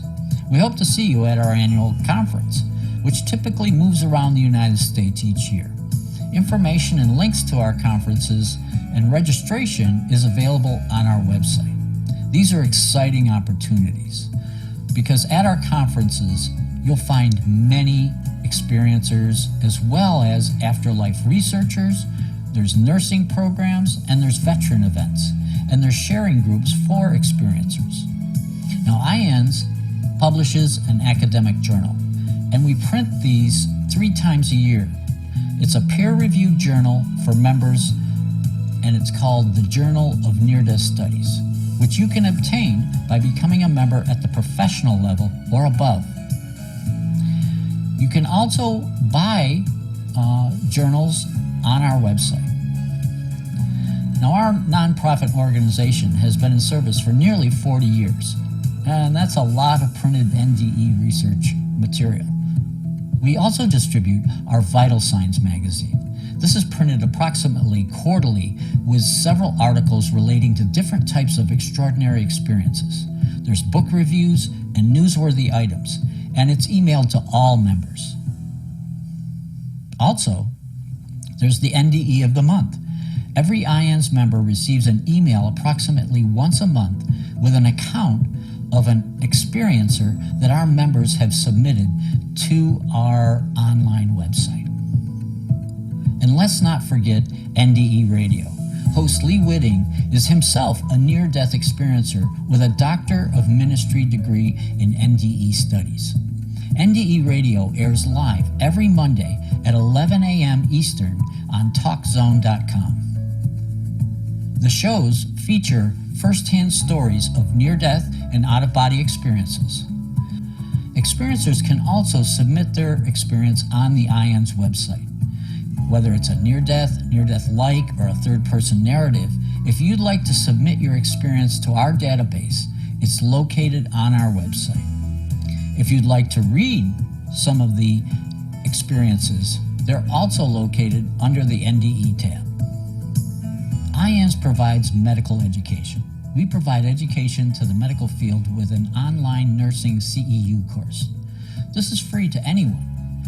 IANS also has an NDE medical training video and a Veterans NDE video available on our website in addition to our research. If you're into social media, IANS has a Facebook page. If you type in International Association for Near-Death Studies or IANS, you'll find our page, plus many of our local groups have their own Facebook pages. You can find many videos on our YouTube channel. If you go to YouTube and type in IANS videos, you'll find our page. We're also on Twitter. Our Twitter address is @IANS. So please go to our social media pages and let us know what you think. The latest IANS book is The Self Does Not Die, which NDE researchers Robert Mays and Dr. Jan Holden edited along with Dutch researchers to provide veridical evidence to show proof that consciousness continues. This can be purchased on Amazon. Also, IANS has recently published Foundations of Near-Death Research, and it's an anthology of 25 landmark research articles from our Journal of Near-Death Studies. This volume provides a systematic overview, a map of what scholars have achieved so far within the many fields of research. And that's also available on Amazon and Kindle. Now, if you want more information, we have brochures available on our website, and they can be downloaded for free. We also have a Zen shopping cart on our website. If you would like to donate to IANS research, to its education, or transformative experiencer support, please go to our website. And I want to thank you so much. Take care.